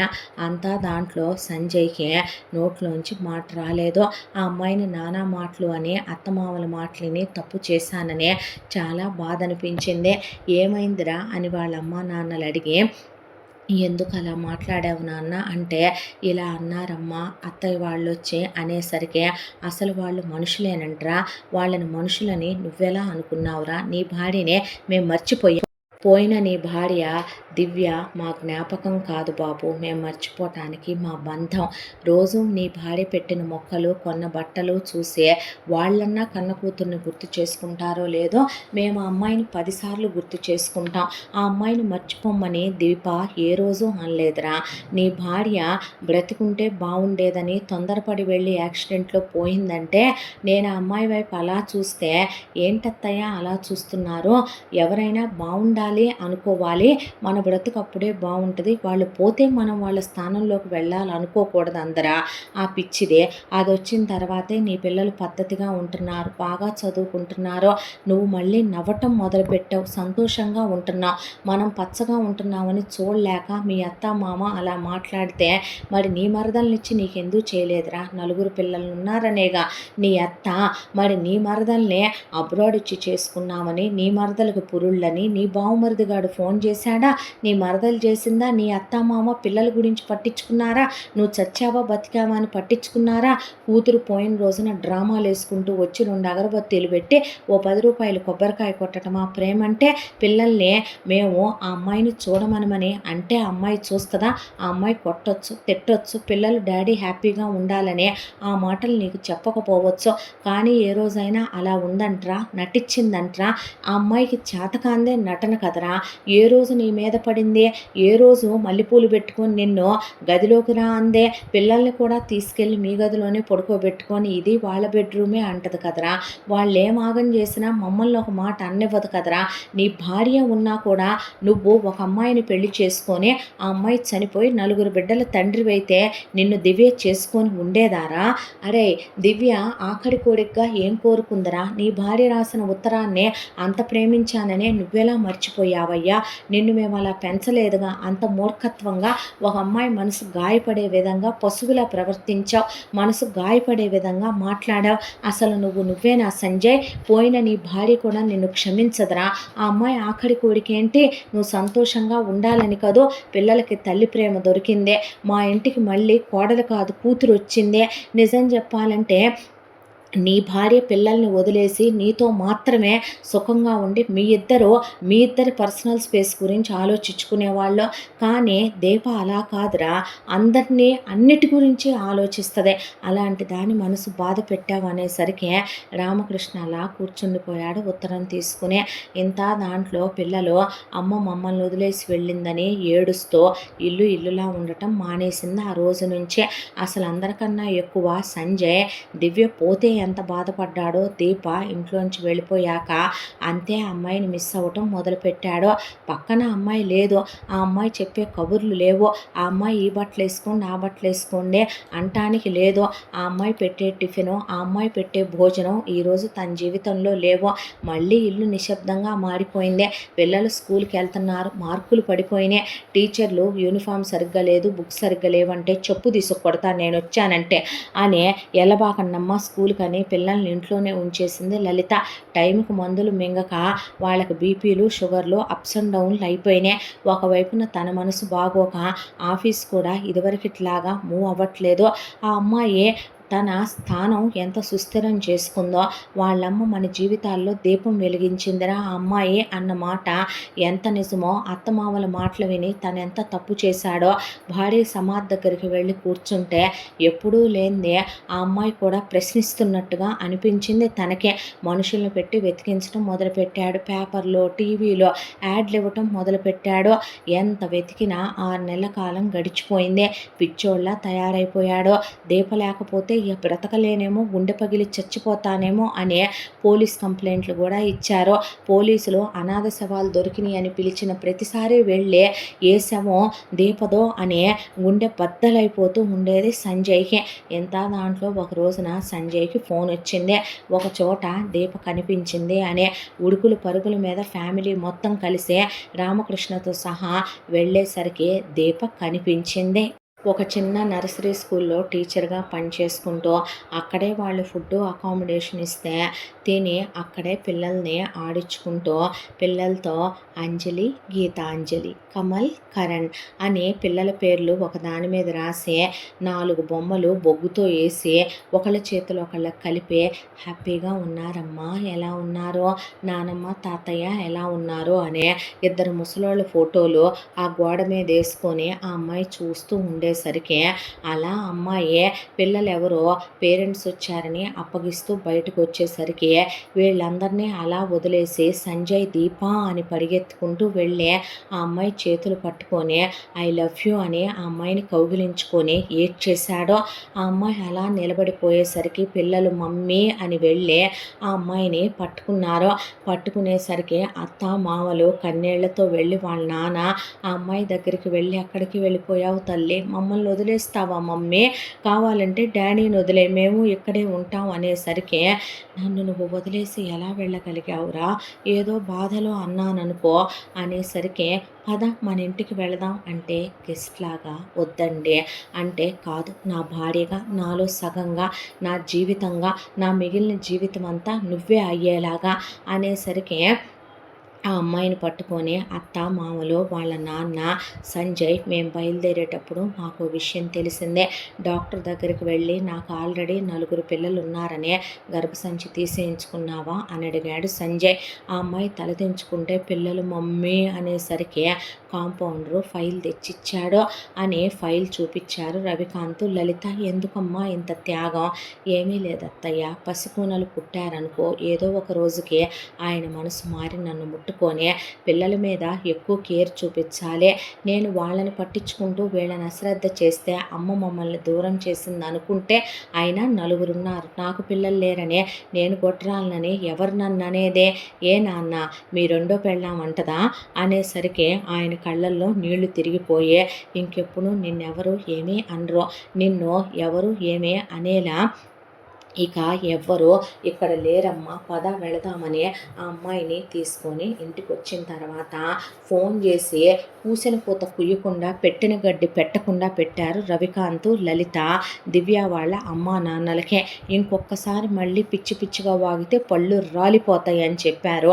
పోయిన మీ అమ్మాయి ఆయుష్ లేకపోయినా పోతూ కూడా మా కొడుకు బాగుండాలనుకుంది, ఏం జన్మలు మీయని తిట్టిన తర్వాత అప్పుడెళ్ళి రామకృష్ణ రెండో పెళ్ళాన్ని ఉతికి రెండో పెళ్ళానికి విడాకులు ఇచ్చి కూతురికి తండ్రి ప్రేమ పంచాలనే ఇల్లు కాసిన డబ్బులు ఇచ్చాయంటే నిద్రం చేసుకో అని ఆయన తిరిగి వచ్చి పిల్లలతో ఒక తాతగా, కూతురికి తండ్రిగా, అల్లుడికి మామగారిగా స్నేహితుడితో కలిసి ఇక్కడే ఉండటం మొదలు పెడితే ఆ తర్వాత సంజయ్ దీపకి సారీ చెప్పాడు.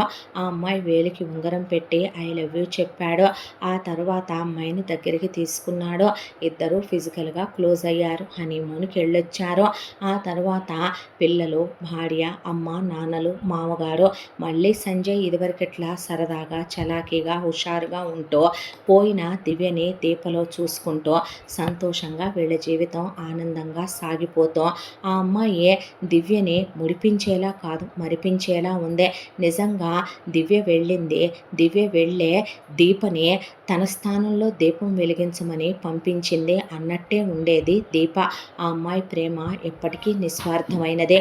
అలాంటి ఇల్లాలు దొరికిన తన అదృష్టవంతుండనే ఆ అమ్మాయి ప్రేమని అర్థం చేసుకుని వీళ్ళ జీవితం ఇలా సుఖంగా సాగిపోతూ ఈ కథ సుఖాంతమయ్యింది. ఇంతటితో ఈ కథ పూర్తి. మళ్ళీ మరొక మంచి కథతో కలుసుకుందాం. తప్పకుండా మన ఛానల్ని లైక్ చేయండి, షేర్ చేయండి, సబ్స్క్రైబ్ చేయండి, బెల్ ఐకాన్ క్లిక్ చేసి ఆల్ అనే బటన్ని ప్రెస్ చేయడం మర్చిపోకండి. ఇంత మంచి కథను మనకు అందించిన కథా రచయిత్రి సాయి లలిత గారు. మరో మంచి కథతో కలుసుకుందాం. Thank you so much.